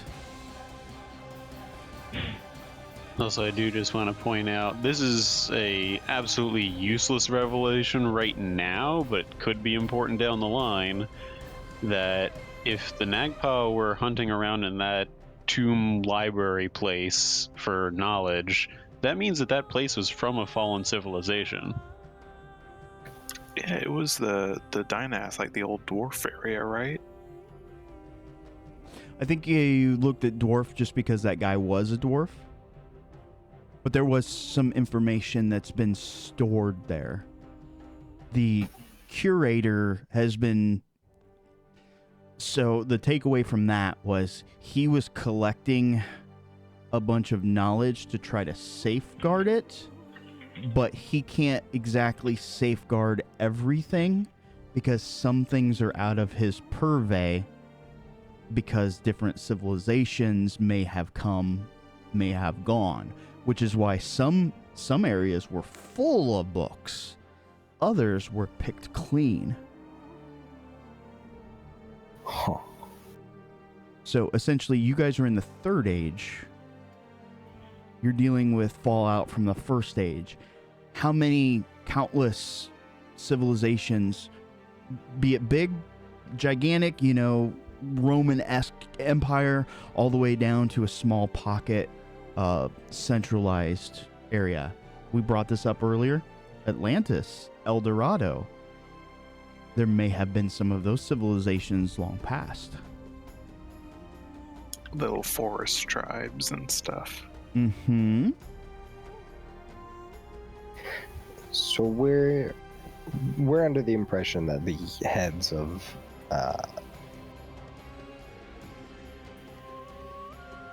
hold on. The Tenyu? Yeah, the Tenyu, that they are possibly the Lachey, right? That is correct. So they would probably be the best bet, or best chance of understanding how the spell works and how we could stop it. Let's just make an appointment with them then. Well, unfortunately, they're probably not too receptive on seeing us if they're immortal children of a golden emperor. Well, I guess you could look at it two ways, and you don't know for certain. You know one person really doesn't want to see you guys alive. But, barring that... Just one? Just one. Well, I mean... And by default, his whole order. Maybe we're talking about two different things. I'm talking about Vasily. Yeah, and he set the entire Order of the Eye on us because he got hurt. That's true. Ego is a very powerful thing. Look at a Chardolin. So, he, of course, obviously wants you dead. Maybe his superior, if he is one of the Lachey, may feel the same. The others, you guys kind of did a good thing for the city. There's nothing about this city where you would go, these guys clearly don't care about it. The Merkava are proof of that. They're out there busting their ass day in and day out to keep the peace, to help people. In retrospect, I kind of have to wonder why one of these Lachey would be affiliated with the Church of Illithid. I mean, it seems like they kind of rule at a massive distance. Macro? Yeah, like, I doubt the plight of the common folk are even a passing thought of theirs. Let's set you down a different plane of thought. If the Golden Emperor was able to defeat many dragons, how powerful would you rank his children? They could defeat a couple of dragons. So either that or collectively they could do a lot more damage than even he could by himself. Or each one is more powerful than the last. So regardless, we've got a presumed very high level of power, right? That beyond what we would view as mortal level of power. We're probably maybe pushing like Kosui, demigod maybe level of power at a minimum, right? Mm-hmm. They've been apparently here since pretty much the beginning. Who knows what their motivations are? Maybe they're just bored. So, unfortunately, it's seeming like our only chance of us going to meet any one of these would be to continue down the road of destroying the eye and breaking one of their toys.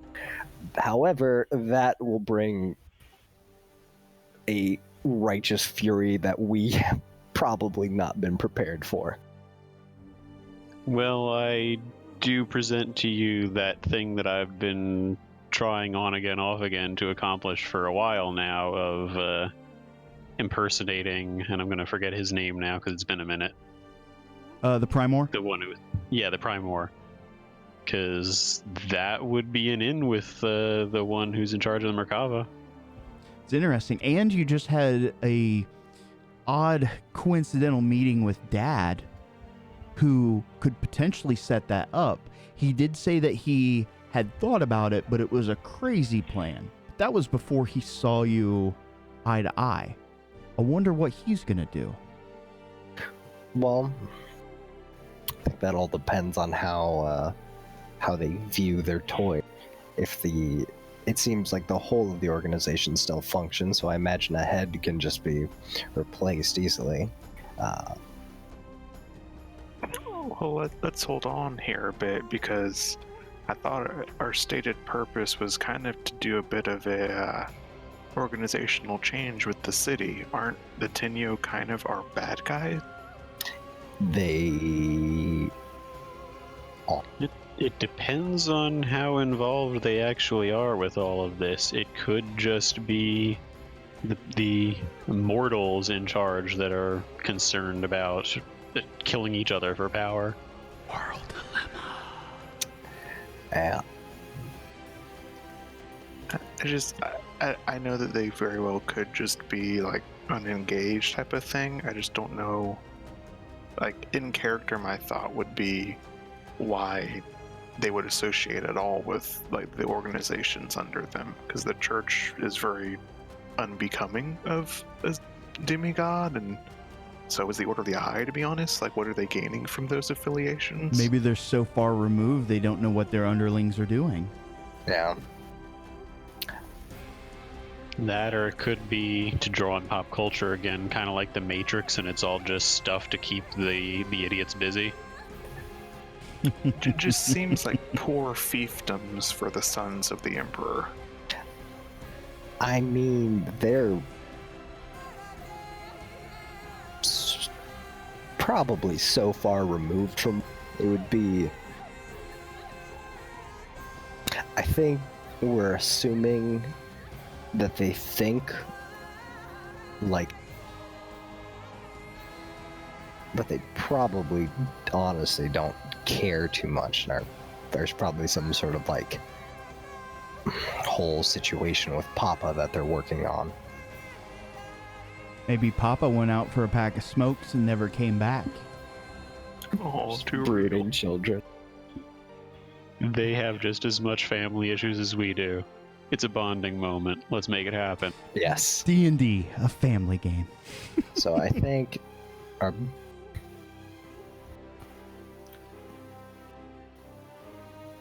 So if we continue to destroy the Order of the Eye, we might make one of them notice that if he doesn't outright murder us, we might be able to get information on how the spell works, and we might be able to use that information to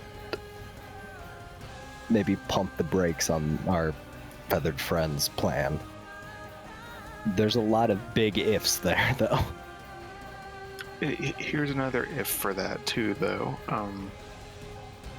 Assuming the Emperor didn't go like against them, if they were complicit in the big ritual, and if they don't want to see it fail, then maybe alerting them that the Nagpie are doing what they're doing might make them allies of us.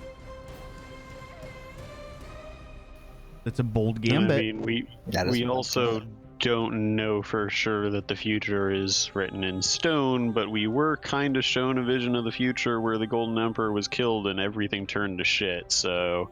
Yeah. I think everybody has skin in the game at that point. I don't know exactly where the actual Lachey fall, but I know in character Caspian very much like to clean up some of the filth in the Order of the Eye and the Clerisy and all, so don't know if they fall in his crosshairs or not. Do we know that the other party is going after the Clerisy? So Are we aware of that? Here's the question that I have. Who has the diplomat's pouch? Caspian? When was the last time Caspian looked in the pouch? I haven't like acted it out. I assumed he just sent a bunch of like little regular letters to Makoto because they're pen pals now. Ah, I gotcha. So you both have access to that. Feel free to bounce stuff back and forth so character knowledge is shared. We can either do it in game. Let me reach out to Makoto, because I would like to see, I guess, activity back and forth in between, and push a larger narrative that goes on in the story. Because Like the stuff that's happening to you guys that you're piecing together, the Nagpa fall more in your guys' ballpark just because you've dealt with it directly, but that doesn't mean that it doesn't influence them. And the stuff that's going on with them, I mean, they literally came across 4 of the Lachey. One of them presumably rules a giant city in the Underdark. Like, that kind of information is good. And you guys have a means to share it. But I'll reach out to him and see if we can get some more ideas bouncing back and forth. But I'll give you that information. They discovered an area in the Underdark, essentially, while they're going after squid faces. And they came across like this old kind of cathedral type area. And there were these essentially like chess pieces. 4 of them that they could make out. They were the 3 of the rulers of Tantibus, and one of them was another female, which they heard through rumor was the matron of the city.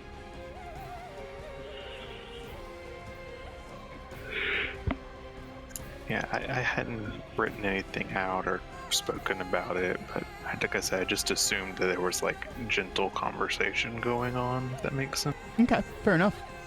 Just as a reminder, don't forget that the messenger bag, or the diplomat's pouch, is not a private line. That I don't... Sorry, go ahead. I was going to say, before Azure reminded us of that, it would probably be a good thing if we informed them of what we learned about the Nagpa and their current spell happening. But if we put it in there and the Nagpa check their pouch before Makoto does, we've tipped our hand. Yes. So, unfortunately, that would probably should wait until we meet them face to face. DM just made a really sad face. We're on to you. Maybe they unsubscribed from that newsletter because they got tired of reading Caspian's flirting. Oh, this spam. Oh, God. We get it. Your muscles glisten in the sun. You can make your beak 10 times larger. What the hell am I going to do with a 16-inch beak? Ornithologists hate him. Oh, you guys are too much. So I feel like we've unpacked quite a bit. You're left with some, obviously, forward-reaching mysteries, but a big piece of the puzzle just landed in your lap.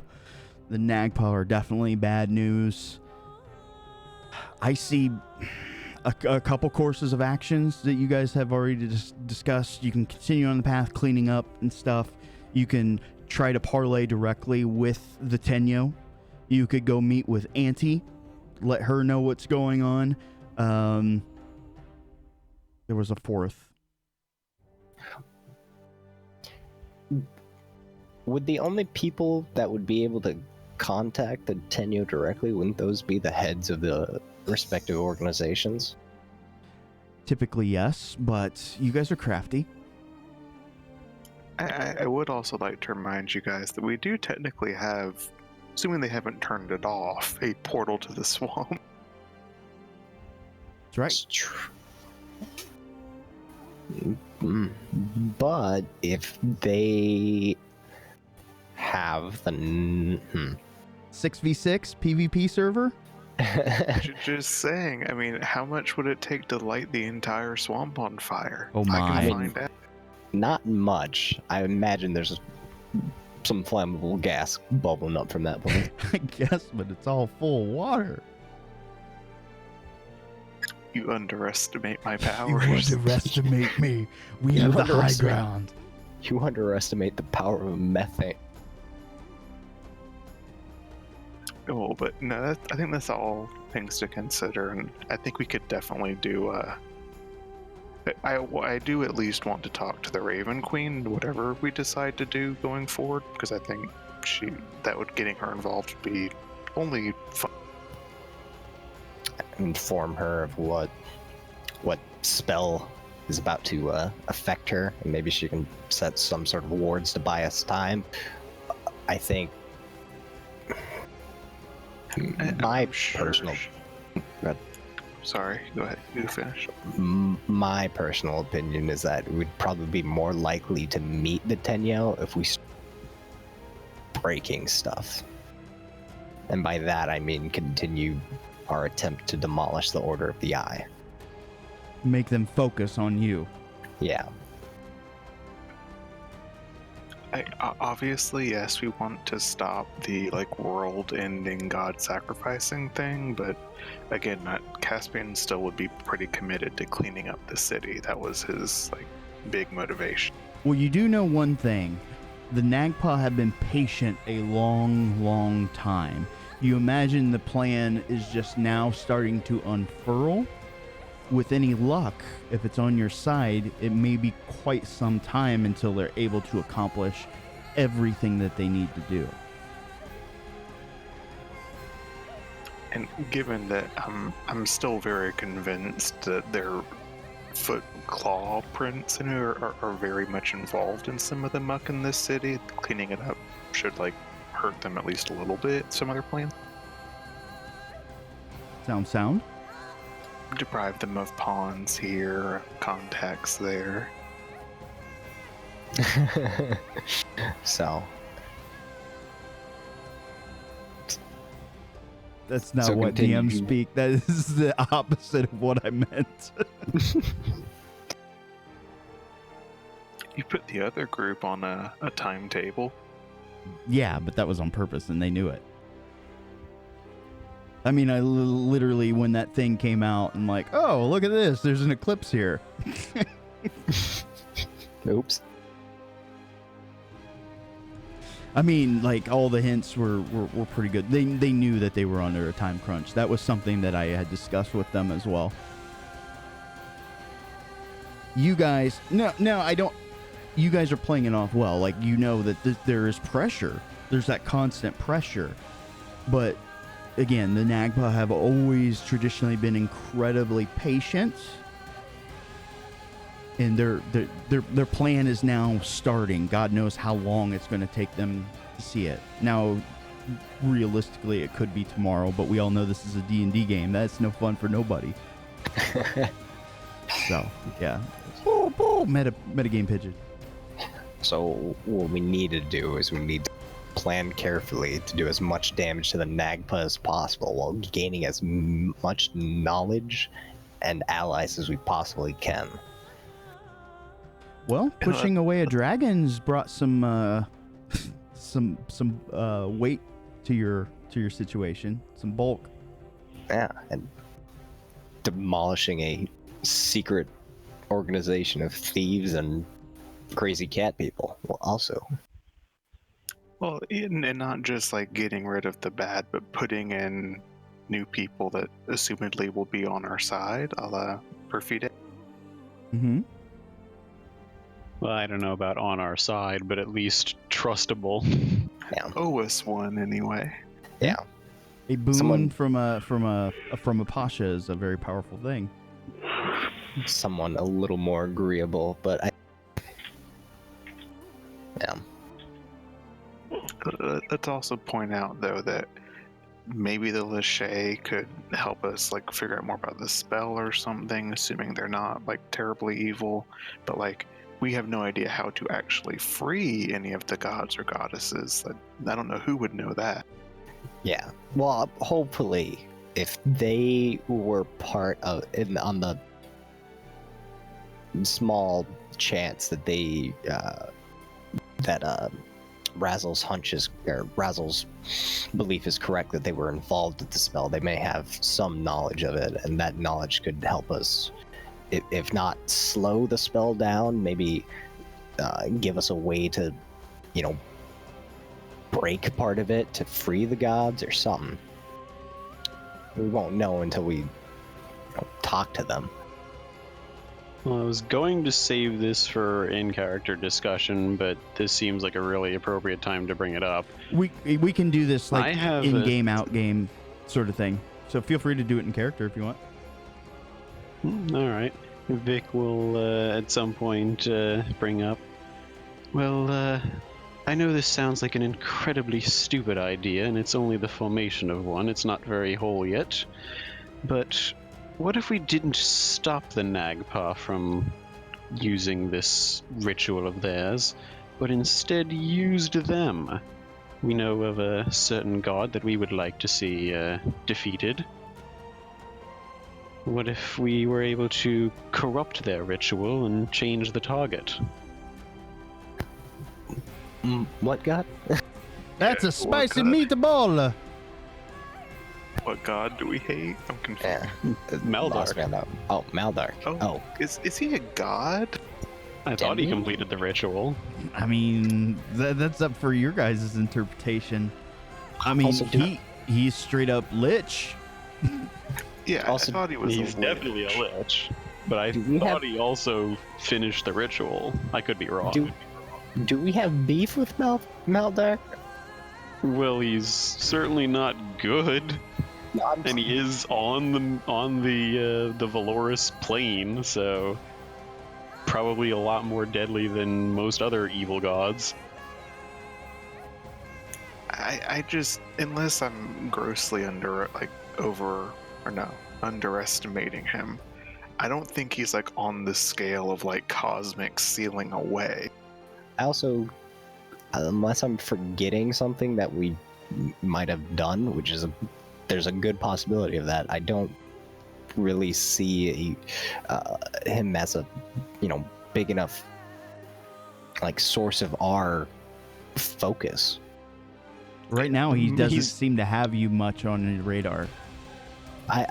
That's true, but there's not really anybody else that we would particularly want to target with this ritual if we could anyway. He seems like the best target to seal away or permanently kill. Curse your Was our sudden own- yet inevitable betrayal. Was our only interaction with him in Chardlin's heart? Yes, Vic I met him spent once time before, with him. but yeah. So- For most of us, we've never actually like met him. Yeah. Nope, it was mostly the other group. They would have conferred probably. Maldark, although he's powerful, his power is mostly in misdirection, as illusion after illusion after illusion. So he's the one that set up the trap in the basement of the library. That's it. I knew it. No, you're pretty certain that wasn't him. He just wanted the library burnt down. No, well, here's a thought though, Azra. You said we don't really have anyone else. I mean, yet if the Lachey actually are as evil as I'm worried they might be, maybe we seal away the Lachey. Maybe we seal away the Golden Emperor. Maybe he's the real bad guy. Also, it seems like the Nagpa. This is major metagaming here, but it seems like the Nagpa ritual is kind of like a big end that's going to happen far far down the future. I think you from may have hit on a really interesting idea there, because we know really bad things will happen if the Golden Emperor dies. But what if he's sealed in a pocket dimension between time, like the dragons were? Didn't he do that to himself already, though?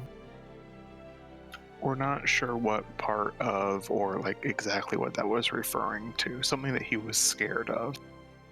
Just replace one Golden Emperor with the other. Yeah, I mean, he obliterated the dragons, and he's like, oh shit, something's gonna come kill me.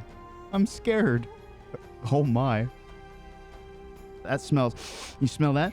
That smells like level 25. Oh, Like player character level 25. that's far away. Yeah, so keep in mind, I'm the Nagpa in this situation. I'm slow and deliberate. We're gonna play for a long time, as long as you guys are interested. Your plan though does have merit, and it's something that I feel like as we grow from bit players to a bit more like involved with some of the global powers, it's something we can look at. I mean, right now we're too small for that perspective. Yeah, there's not really a good focus for that. Okay. It'd be kind of Isn't there? a waste on any. Well, Perception's can't. reality, right? yeah, true. Those who skulk in the shadows remain in the shadows. Creepy paper. Creepy paper. Yeah, I do think there's something to be said for the vanity of the Nagpa. I think if we let them think they've won, we could probably trick them into using a wrong version of the ritual.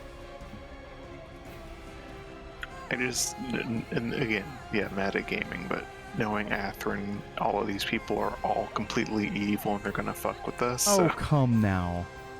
Did this dragon eat you yet? No, knowing Atherin, they're an illusion. What do you say yet? You have never introduced a single good character. That's They're not all true. only okay for now. Zendros right here, and I mean, Brazel doesn't seem like she's gonna eat anybody with that name Yet. yet. What about the Perfide? She's on the up and up. She tried to kill us. Well, yeah, She but wants to eat Faylee. well, yeah, but she's working with you guys, so that's lawful Plus, good, she's right? hot. She's Thank you, Azur. Cup size correlates with credibility. Oh, come Babe. now. that is not true. What about the Constable? He is a good guy. Yeah, he's also He's now half In a half- good guy. Well, he's only half a good guy now. oh man. He's also in the heart of a dragon. What about Kiev? Well, half of him's in the heart of a dragon. The other half is in a chest. Right. What about Kiev? Kiev's a good guy. You're misunderstanding, Atherin. You give us no straight up allies. Everyone has like a question mark above their head. That's what makes it fun. It's a political game. I mean, I don't even know if I trust all of you. Yeah. Right? I think you read a little bit too much Bismarck when you're designing your political game. I don't know what Bismarck is.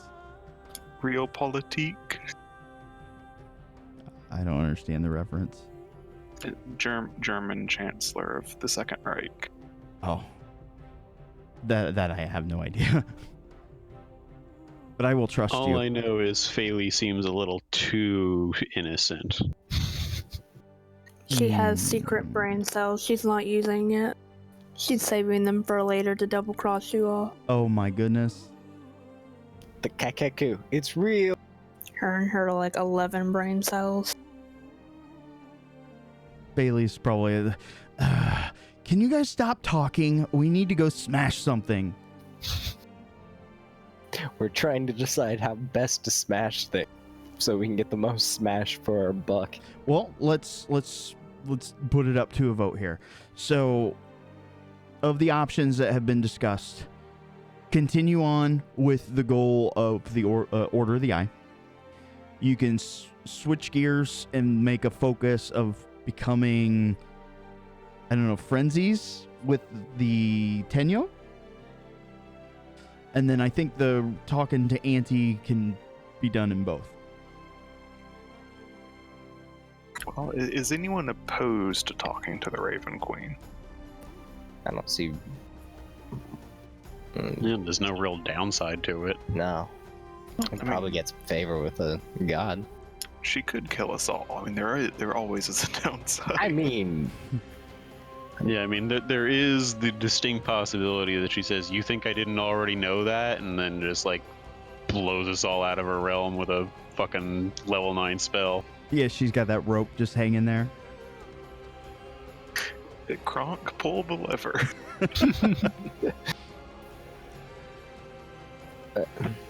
So, I'm going to throw this up for people who are in. I learned a new secret. Secret. Atherin has a secret. Check mark will be for Order of the Eye. X will be for switching over to Court the Tenyo, I guess. And leave it blank if you're like, I don't like either of those. I'm checking. I like Drew's idea of like killing or at least changing the Order of the Eye and then getting to the Tenyu. And if you don't, then you made an enemy of the Perfide. Right? Yeah, there's also that. But that actually, I forgot about that. Good. Is this in Fantasy Grounds? Because I've already closed it. That's fine. The vote's already been calculated, so it was an overwhelming majority. And I do think we can probably try and get a little bit of both done if, because my plan of impersonating the Primor could probably start working while we're still dealing with the Order. How many days has he been dead now? Yeah, I mean, not a lot of time has actually passed. Correct. It's just, yeah. Less than a week. but wouldn't... I mean, the Tenyo would obviously know. Well, yeah. Okay, so we're gonna. I wouldn't doubt that. Here.